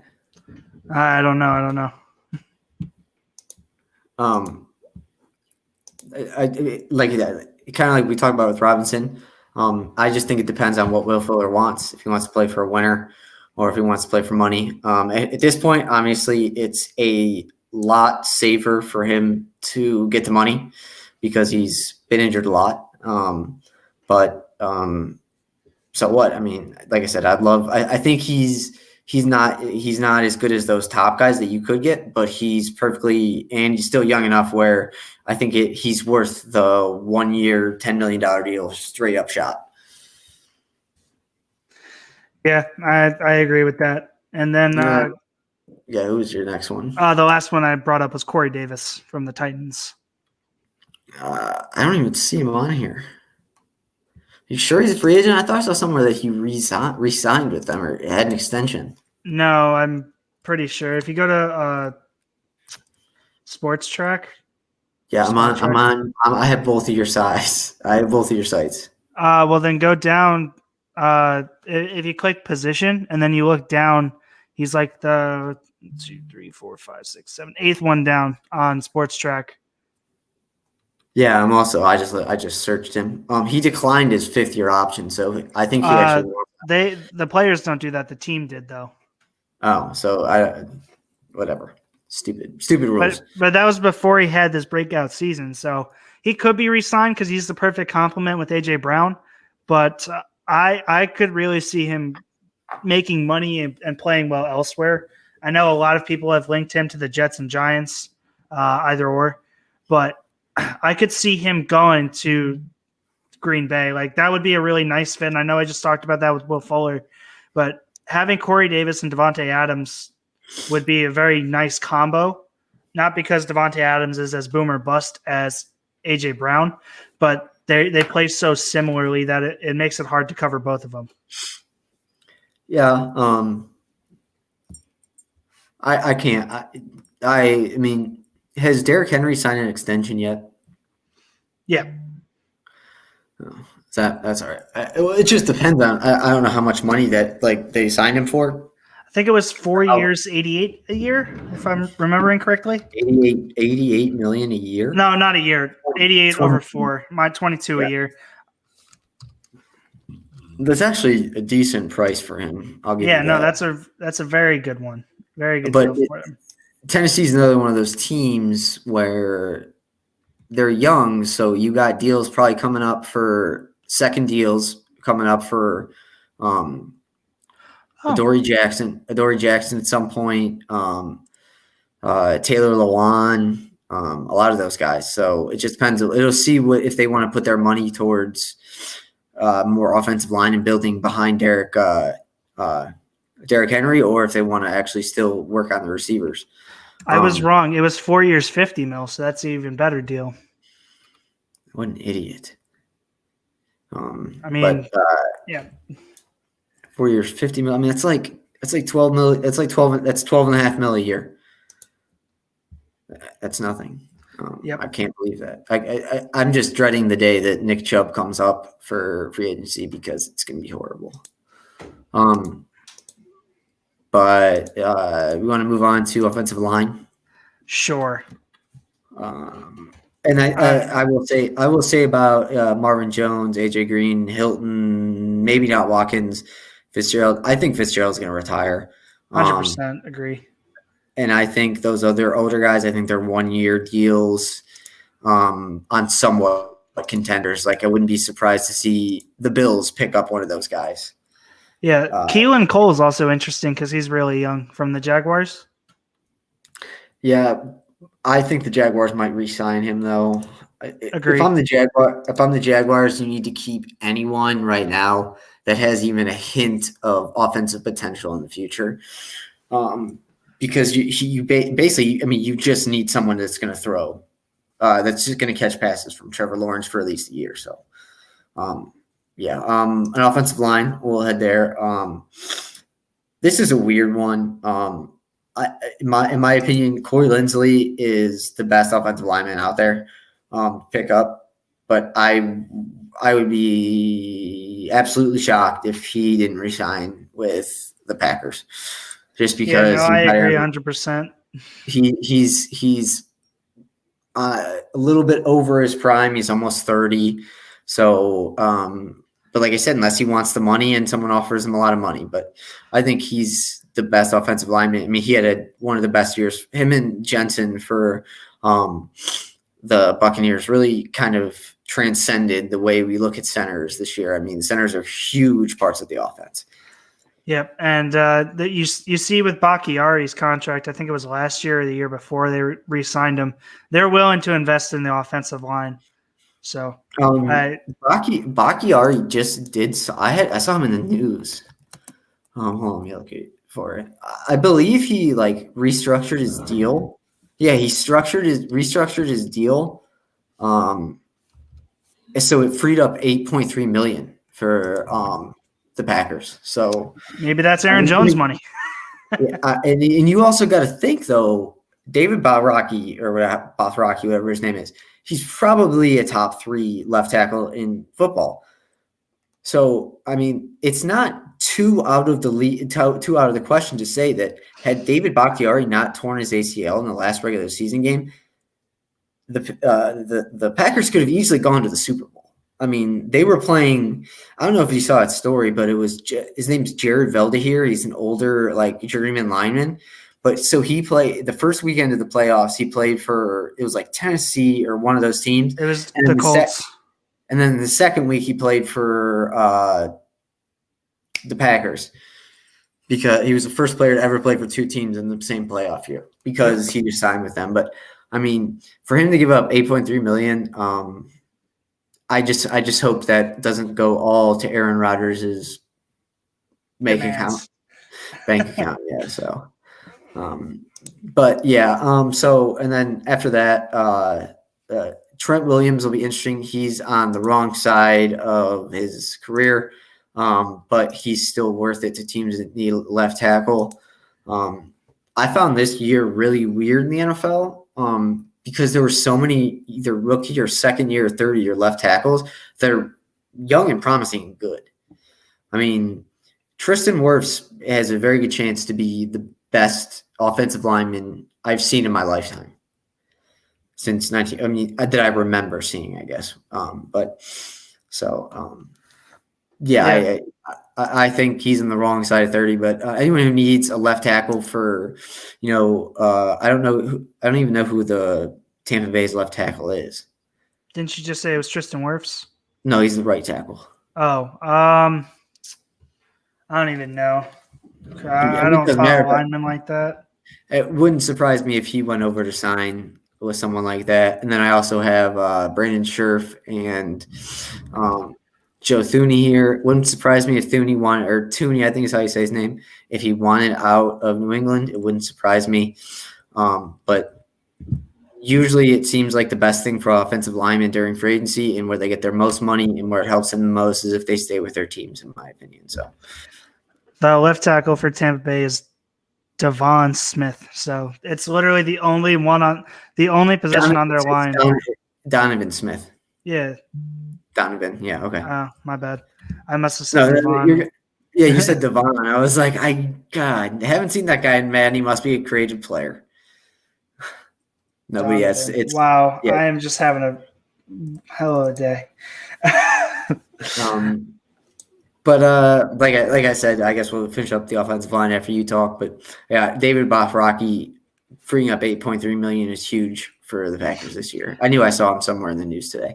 Yeah, your list is pretty spot on. I agree with it. I had, a couple guys switched here or there. I think it was Lindsley, Scherf, Williams, and then Thuney if he leaves. But they're all the same. I think all of them are going to look to play with a contender. So I think Scherf is out of Washington. I think he'll be going somewhere else. Williams could stay because the 49ers are a year or two removed from the Super Bowl now, I guess. He could stay there and hope that they fix things and bring in a quarterback that's not Jimmy Garoppolo. So it's going to be interesting to see where they land. I couldn't really tell you because it's hard to predict where linemen go because they either I feel like they tend to chase for the money more than other positions. But yeah, because they're not usually people don't understand how much they're really worth, I think, is what they're trying to get at. But yeah, so it's hard to really place them is really my problem there. But we can move on to defense now. yeah, I was gonna say something. What was I gonna say? Oh yeah.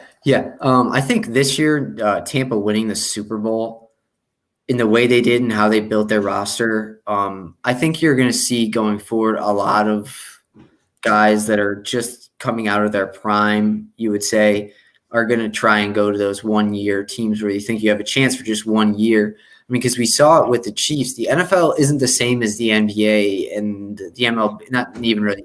That's just like a different thing. But it's not like the NFL or the NBA where you can just load up 1 year and you can almost guarantee at least a finals appearance.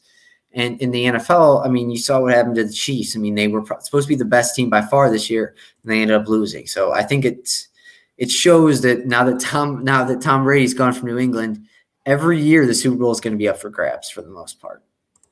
Yeah, and I think we're going to see a lot more short-term contracts than we did because the way that you won the NFL and you won the Lombardi was building a dynasty and signing guys for long-term deals because that's what the Patriots did. They got guys for 4-year deals, and they just won a crap ton every year. Now we could see more of a shift into short-term deals like we kind of did before the dynasty era, and you're going to start seeing more guys go and ring chase a lot more, I guess, is kind of where I'm going with it. No, yeah, I get you. So we'll hop on to defense next. I didn't really we'll talk about the defensive line first. I have my first three that I listed there would probably be my top three defensive line or I guess first line defenders because Von Miller's still clearly an edge player. I don't know. Like I said, I mean, right off the bat, it seems like J.J. Watt got a lot of traction from a lot of teams. I don't know if a lot of teams are actually going to follow through on that. He is obviously, like I said, on the other side of his career. And he has serious injury problems his entire career. So, and which brings me to my next guy. If I'm a team that has either a window open now or it's slowly opening and it'll be open for the next 2-3 years, I'd rather have Leonard Williams. So, yeah, I think he's my number one defensive lineman. Yeah, he's for me, he's more versatile than J.J. Watt, or just as versatile as J.J. Watt, and he's younger. So. That's what I got on him. Yep. And I think he's re-signing with the Giants. I don't think they're going to let him go after the season he had. J.J. Watt, like I've said, I think Pittsburgh or Green Bay are the two landing spots. You just wait until you see him in the Cleveland Browns uniform. Do you know how insufferable I'm going to be when the Browns win the Super Bowl? I can imagine. Like for a full year, I think 2 years. For a full 2 years, I will say that this is the Browns Super Bowl winning year. So you're going to be an Eagles fan? How am I an Eagles fan? Well, that's what the Eagles did after the Eagles won the Super Bowl. They're still talking about it. Oh, I mean, I don't talk to me like if the Jets won the Super Bowl next year, you wouldn't talk about it for the next 5 years. Don't give me that. It's just going to be great to be on top and go to the parade and ride. And yours it's justified. I mean, well, I forget how long was the drought of a playoff win. I'm not trying to be like condescending or anything. I'm just a playoff win. I know playoff game was 2002, but when was the last win? Yeah, playoff win was 94. Yikes! But it's so weird about the Steelers game. We're off topic for a second. Like the Steelers playoff game didn't even feel like a playoff game because the entire game I was like, why is Pittsburgh not coming back? Like, what's going on? We're winning this too easily. Like, yeah, everyone thought the Browns were choking it, even Browns fans from the people that I know. You have no idea how many things I threw that night. Basically, I don't know if you remember the game at all, but when Sione Taki picked off Ben Roethlisberger, which the announcers made a really weird thing about it because Taki did jump in the air pretty high to pick it off, and the announcers were like, basically, he threw it right to Taki, but whatever, they picked it off. But as soon as that hit, I was like, okay, we're good. But before that, I was like throwing things. I was like, Steelers have the ball again, and they're going to score in 2 minutes. So, yeah. I got you there. I mean, when me and my brother both said it, when that first snap went over Ben Roethlisberger's head, it was like I was in a parallel universe. Like I floated to a different level of emotion. Like happiness doesn't describe it. It was like euphoria. And then watching him cry next to Mike Pouncey next to it, which is also, I forgot to mention that I wouldn't be surprised if Ben retires because Pouncey's gone. Yeah, I think this is going to be the year. They played their entire careers together, so it wouldn't surprise me because Pouncey, which is also so weird. Did you see both the Pouncey brothers? They announced their joint twin retirement from football. It's like, okay, guys, we get it. You're twins. Like, it's weird. You guys in the McCourties are really weird. So yeah, I wouldn't be surprised if Ben does retire. But then again, I don't know if I could see Ben coming back and the Steelers being like, yeah, I mean, you just got to come to training camp. You can ride the bike the entire time, but you just have to be there. You'd be like, okay. Next on my defensive list, we'll go to some linebackers. Really, Bud Dupree, I almost look at more of as an edge, and I would be very surprised if Pittsburgh let him out. They might bring in JJ. Yeah, but JJ is not going to demand the money that Bud Dupree is because Dupree played on a franchise tag last year, if I remember correctly. So he's going to want his money. He's going to think that some money time coming, and they don't want to pay it to him. They're going to say, hey, we can just bring in the media coverage that we're going to get with J.J. Watt.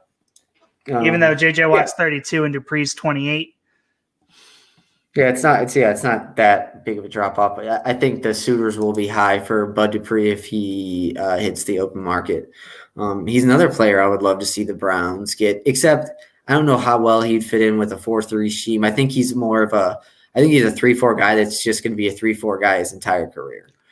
I mean, he's a pass rushing outside linebacker. So, yeah, I could really see him go into a team like Tennessee because Tennessee had the failed experiment with Jadeveon Clowney, who's also a free agent again.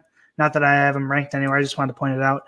I'm still taking him. That's what's sad. I would still take him. I know. You're looking for an edge. I got you. You're looking for upside. But I could really see Dupree going down to Tennessee. I think that'd be a really nice fit with Vrabel. And he's another one that could go join that could go join Tampa Bay down there. Justin, you still there, buddy? All right. Hopefully Justin comes back within the next couple seconds here. So we're still talking linebackers. I got Melvin Ingram's a free agent. He's 32. I wouldn't really love to see him in any specific team. But Shaq Barrett, another free agent, another edge guy. He's going to be super highly touted this offseason. He's 29. He's only a year older than Dupree, but he doesn't have the injury. I would be very surprised if Tampa Bay doesn't re-sign him. But I could very much see him walking and taking my screen's going crazy. There you are. Hello. I'm just talking about Shaq Barrett. I moved on. So I was going to get into Shaq Barrett and Lavonte David because I know we talked about it last week and we didn't really get into it. We kind of disagreed. I think they only keep one of those two. And I think Shaq Barrett's the guy. I think Shaq Barrett's the guy to keep. He's an outside linebacker. I think Shaq Barrett's. I said last week, and I'm going to say it again, I think they're keeping Lavonte David, and they're going to let Shaq Barrett walk because they could go get a guy like Bud Dupree who's going to want to win. He's going to want more money than Shaq Barrett. He's going to want more money than Shaq Barrett. If you look at there's the one position. I mean, I was talking about earlier with Kareem Hunt. Where's the one position they can afford to kind of let a guy go, or if trade someone if they need to get a different piece for next year win the Super Bowl. So that's fair.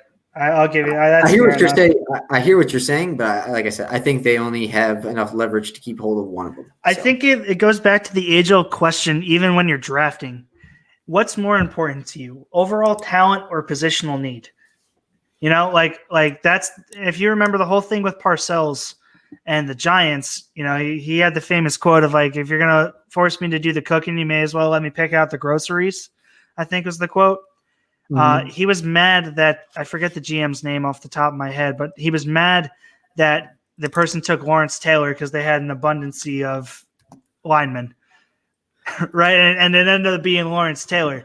So there's the age-old question of positional need or overall talent. I like going with the overall talent, so I like keeping Levante David there.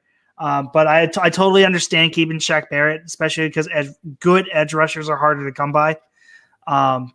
But that's just my personal opinion. I would keep Levante David. All right. And then we'll go to DBs next. I think I only have one in here. Yeah, I think I only have Justin Simmons. The more I thought about this, I think it's a fair thing to say. Like last week, I was leaning a lot heavily towards I think Simmons will hit the open market. I don't know anymore really because, I mean, if you were to ask Denver who they want to keep a hold of, either Simmons or Von Miller, I think they're going to say Simmons because he's a lot younger. And so I think they'll have the extra money to keep Simmons around if they let Von Miller go, but I don't know. And then, of course, Justin Simmons is an upgrade at safety for almost every NFL team unless you're the Chiefs, the Bucks, and like the Chargers with Derwin James and Jamal Adams and those guys. So I also saw a report that they're leaning towards using the franchise tag on his second year. So I don't think he's hitting the open market. If you're looking for other guys in the secondary to talk about, Anthony Harris. I was going to bring up Anthony Harris, but I was going to look more at the corner position between Patrick Peterson and AJ Boye. Maybe not AJ Boye, but definitely Patrick Peterson. He's still one of the top. Okay. Yeah, but see, I wouldn't. It's so hard to me. If you're an NFL team, it's so hard to look at those guys and invest in those guys. I mean, because they're so old, yeah. They're old. I mean, and especially at a position like corner, where I mean, it's just anatomy. Like younger guys are faster and quicker and more agile. Yeah. I would rather the Browns draft a corner in the first or second round than take on Peterson or AJ Bouye. Now, if there was a younger guy out there, I don't really know. Corners don't really hit the market ever. Yeah, because there's such an essential position. Yeah, because they're such a hot commodity. So the two guys that are younger that I was going to bring up, one of them I know very well. It's Brian Poole from the Jets. Mm-hmm. He's very good. They're not going to let him go. Well, maybe, who knows? It's the Jets, but they haven't let him go after offering him 2 or 3 one-year deals past couple of years. So I doubt they're going to let him go again. But the other guy that could walk is Mackenzie Alexander from Cincinnati. I don't know how much you know about him. I think he acted mainly as the slot corner. He's a slot guy, yeah. Well, he's a slot guy only because that's where they put him. I think he has the potential to be a lot better, but he's much more of a question mark. But he's 28 years old, which is the youngest corner that I'm seeing as I'm scrolling through this list. So actually, there's Mike Hilton or Hinton. No, I was right. Hilton. Mike Hilton's a free agent, but I doubt the Steelers are going to let him go because he's 27. Yeah. But Mike Hilton's. Yeah, no, I would doubt he goes anywhere. So I think that Alexander could be a guy that has the potential and might get the money because of the potential. Yeah, I like I said, that's pretty much it for me on defensive backs. Like I said, I don't think defensive backs hit the open market just for the same reason. I don't think offensive linemen hit the open market a lot either. Corners are always in offensive linemen are always going to be more valuable to the team they're playing on than unless you're a revolutionary player like Jalen Ramsey or Tristan Wirfs or Laramie Tunsil or Ronnie Stanley, those guys. So, yeah, that's all I got for defense. You got anyone else on defense you want to talk about? I'm scrolling through real quick just to see if I get anyone else. I mean, Malik Hooker from the Colts, 25 years old, safety. I think they declined the 5th-year option, and that's why he's coming out as 25. He could be useful somewhere, but he's not exactly the generational talent you were just talking about there. No, so I think we're pretty good. He's more of a free safety, and he he doesn't help at all in the run game. So if Nah, you he's just too need small. strictly, like, I mean, I would love the Browns to pick him up because strictly, I mean, they just need a roaming safety back there, and not really helping the run support. I mean, that would be perfect for the Browns, and they can move Ronnie Harrison basically half time into the box. Yep, have him be a Jamal Adams. Actually, also PJ Williams from the Saints. He's a guy that could have okay. Hakamani, but I don't think that he's gonna go anywhere. Anyway, Yeah, we can move on now. That's enough for me. All right. So that's our free agency talk going into next year. Yogun Koo, the kicker, the dream. He's the hottest free agent on the market. I don't even know. Oh, that's Younghoe Koo. Is that how you Koo. say his name? Younghoe. Yeah. So we're gonna skip who am I today? We're gonna skip to fill in the blank and then some trivia. So I made these up. So these are all for you. Beautiful. Tom. Hold on 1 second. I gotta shake it up. All right. Ready. One word? Is that what we're doing? Do I only get one word for these? Unless they have 2 spaces. Like number spaces? like H NFL. Oh yeah. One per blank. Yeah. Or if it's like star-studded, you can use that because you tried to cheat the other week and use one of those too. So whatever, you can just use it. Of all the free agents, the one signing I'd like to see the Jets make is. I can use 2 words because it's a name, right? Yes, obviously. unless they're so good, you could just say Zeke or something or Dak. All right, so I'm gonna say Allen Robinson, but I'd totally be fine with Chris Godwin if he wanted to come. But Allen Robinson's my answer because whoever we bring in a quarterback's going to need a weapon. And Denzel Mims is not ready to be a true one yet. Perriman would be nice to be brought back and Crowder, but we need a true one. So I'd love to see him bring in Allen Robinson because that guy catches everything. Good pick. All right. Number 2, letter B. The Browns turn into a real contender if they sign blank. Oh God. I'm trying to think of some of the edges we talked. Shaq Barrett. Okay. Just bring in Shaq Barrett, but like you said, you could also just say instead of a name there, you could say an edge, a top edge rusher or something like that. Yeah. I thought I was only allowed one word. You're the one that's still in school, Tom. You are. I talk about media law. I don't talk about football for a degree. Sounds stupid. All right. So we'll just go with edge player because you clearly can't answer the question. Oh, I said Shaq Barrett. They would be a contender. Is he an edge? Right. Maybe. He's more of an outside linebacker than edge, but all right. So it would be blank to see J.J. Watt sign with the Steelers to team up with his brothers. Nice.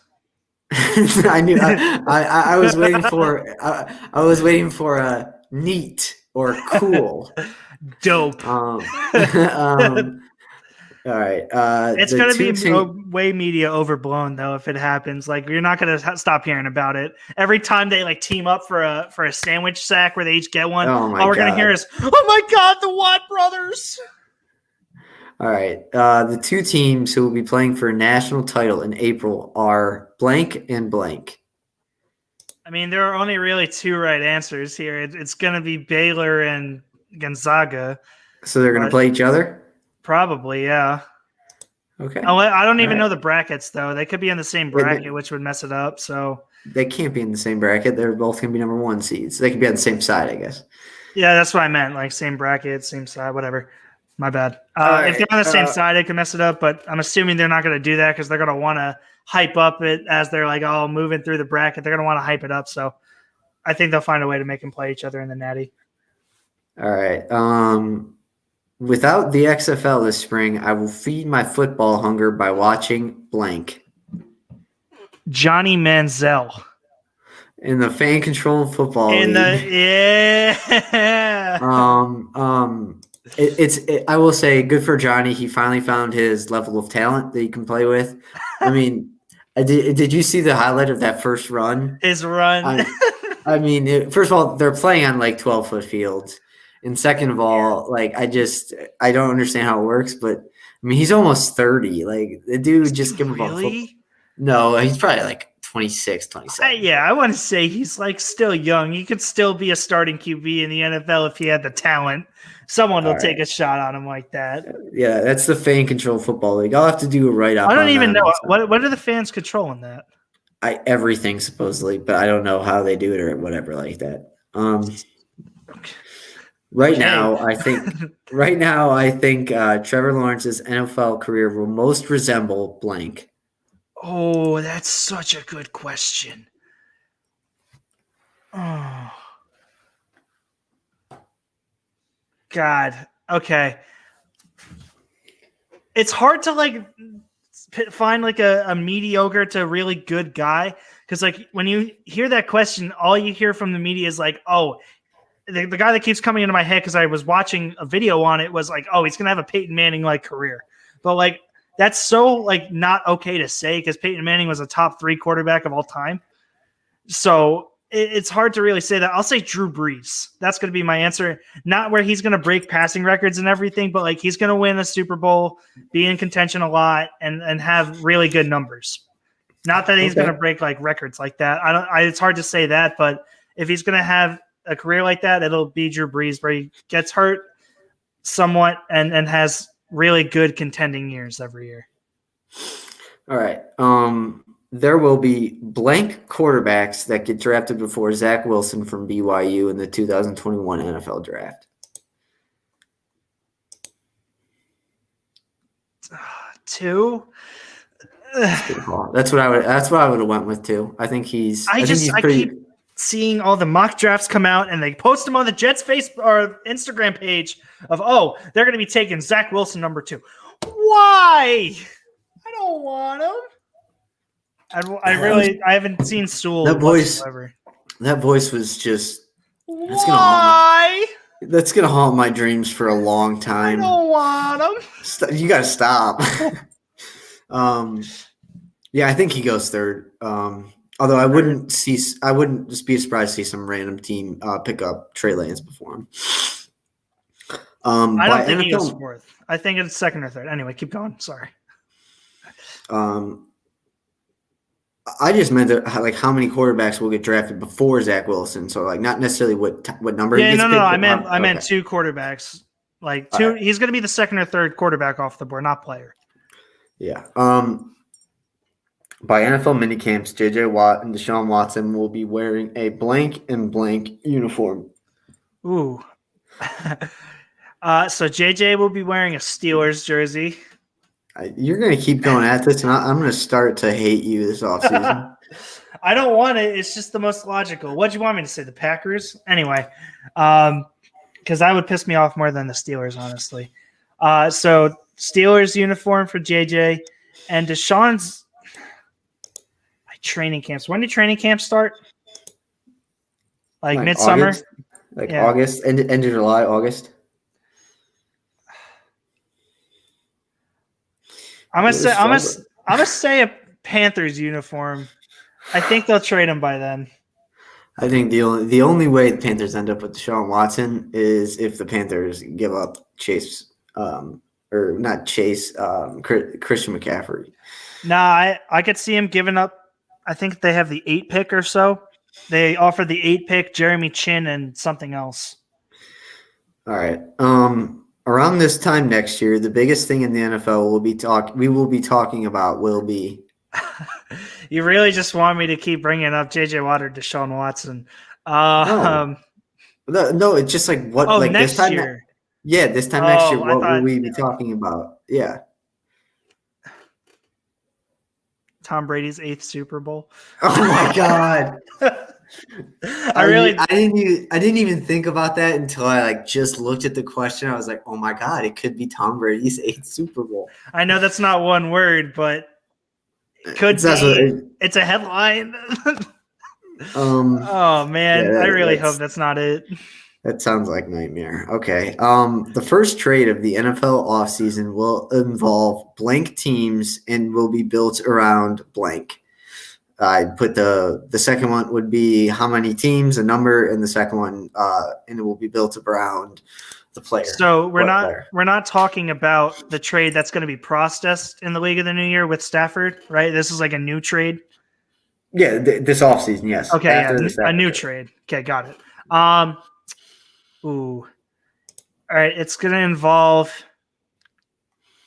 God, I don't even know who else wants a trade other than Watson. Do you know anyone that wants out other than Watson? David Njoku. I'll give you one.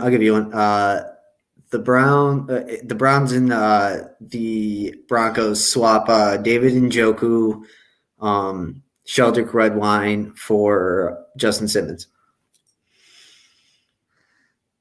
And a second-round pick. No, and a third-round pick in the future. We didn't bring this up all show, and I feel kind of stupid that we didn't. I'm going to say it's going to involve two teams built around.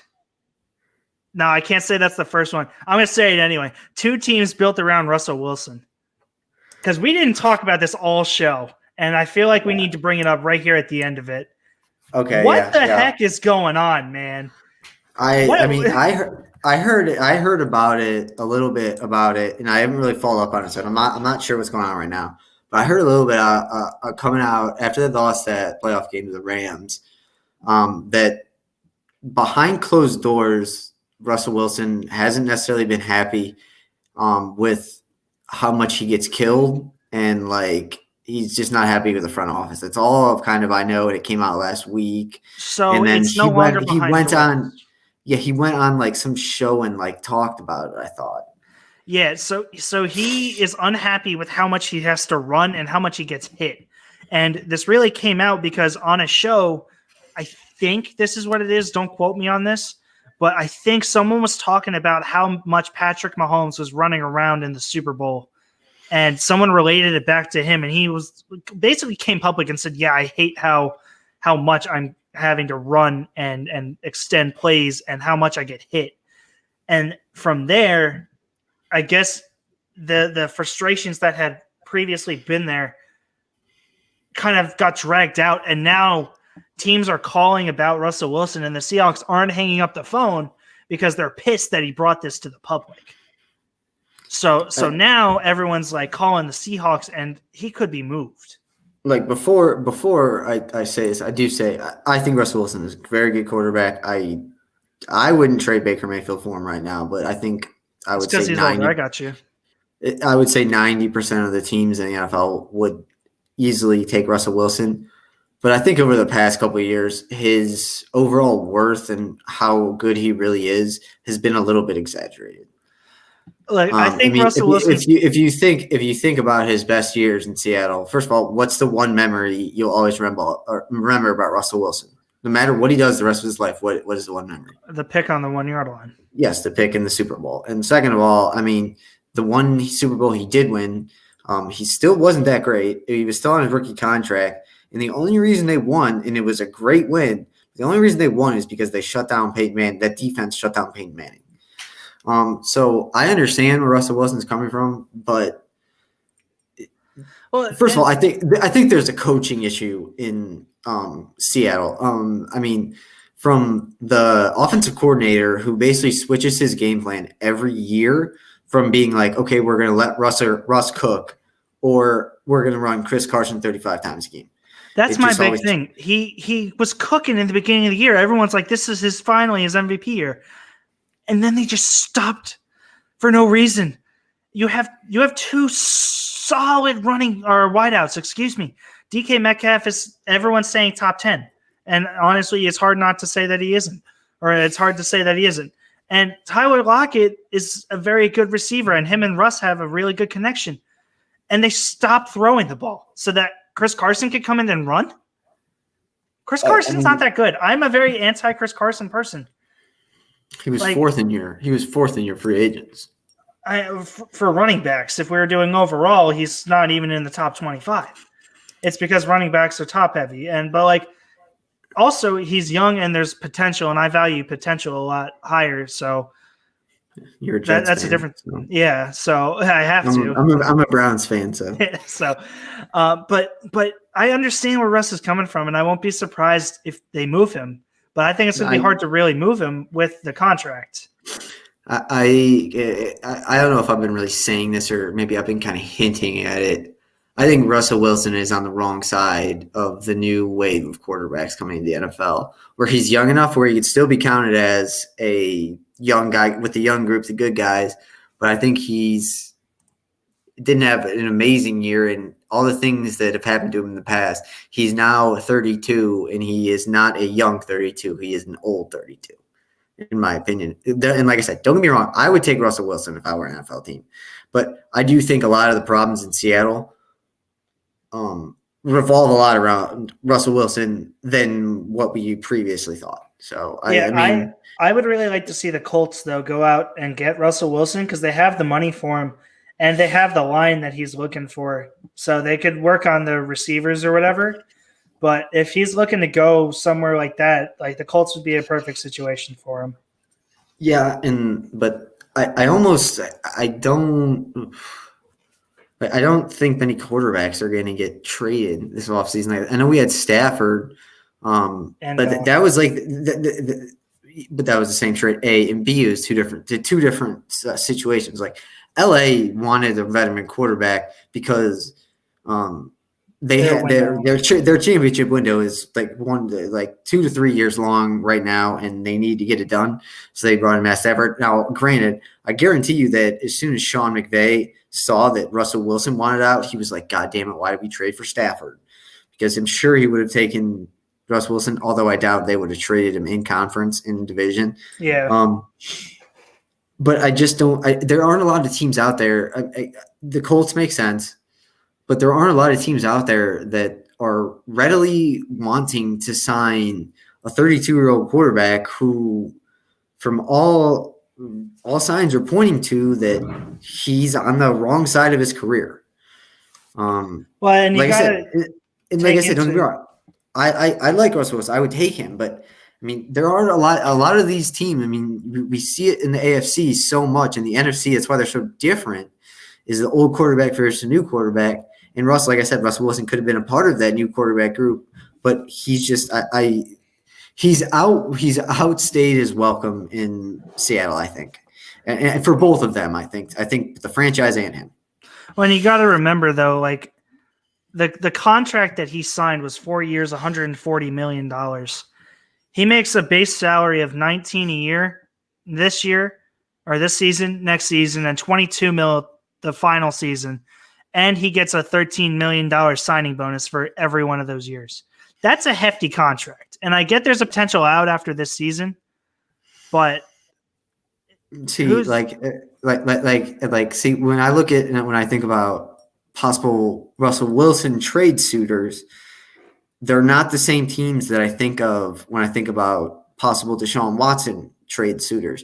Like, I would think Pittsburgh would go out and sign or try and trade for Russell Wilson if Ben's gone, or because he's older and it's more of a win now quarterback because he's 33. He's going to be 33 this season. Watson's what is it, 27, 20, 28, somewhere in there? Watson? Yeah. Watson's 24. He's 24? Okay, close. Yeah, that's why I said it a couple episodes ago. I was like, this will be the biggest trade in the history of the NFL. History of sports, I think. Can you think of a bigger trade in any other sport? No, but you would find people that are fans of the NBA and MLB would fight back and tell you that people are going to say like the Kevin Garnett and Paul Pierce trade to Brooklyn was a bigger trade, but they sucked. I don't think it's really the NBA. I think it's the MLB more. They have big trades. I mean, even if you just look at it this past offseason, I mean, one of the games, I guess you could kind of compare him to baseball's version of Deshaun Watson. I mean, Francisco Lindor got traded for basically nothing. Yeah, well, I'm pulling up the biggest one-sided trades in sports history right now. So give me a second to scroll to the bottom here. And I don't understand why one-sided makes sense, but that usually means big players. So, like, the number one is the Edmonton Oilers trade Wayne Gretzky. I don't even know what they got back for him. Number two. one of those on there has to be Houston trading DeAndre Hopkins. It's going to be on there. That was such a win for the Cardinals. It's unbelievable. I mean, number 2 is Babe Ruth traded from the Red Sox to the Yankees. Bucks trade Kareem Abdul-Jabbar. Cowboys trade her for an entire.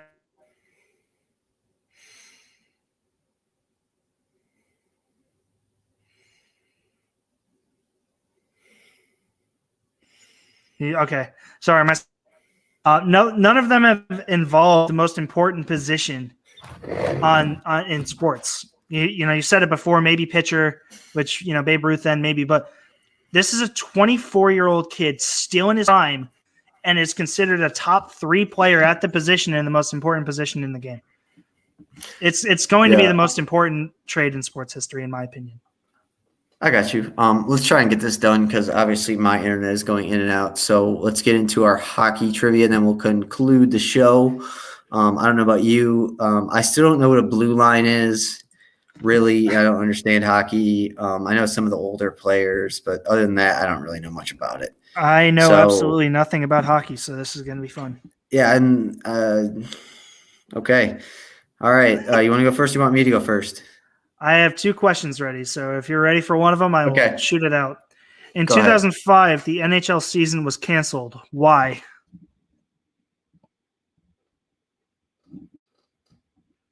Hello. Justin. Did we lose you again? Oh, boy. Hello, Justin.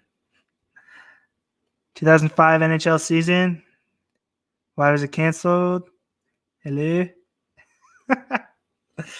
Oh man. Well, this was good.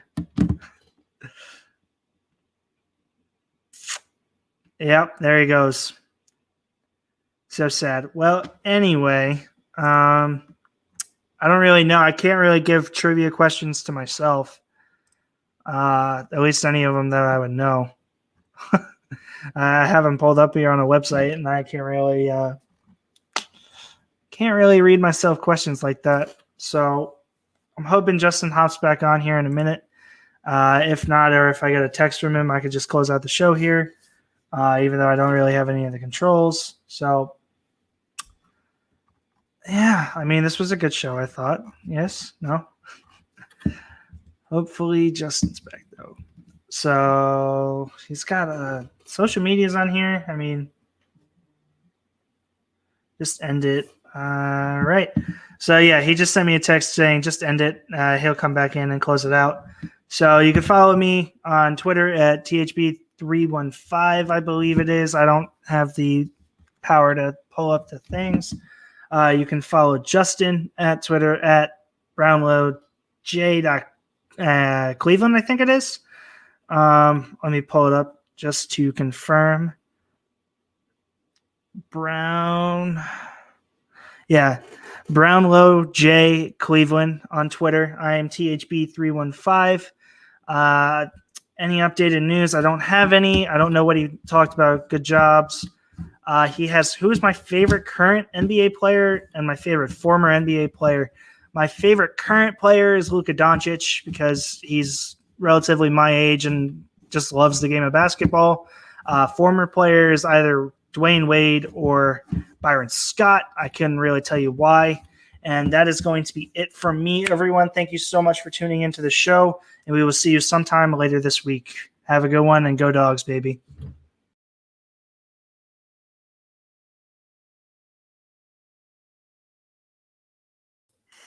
All right, that'll do it for the man. Sorry about that. All right, we'll catch you Wednesday or Thursday. We'll let you know. See you then. Bye, Tom.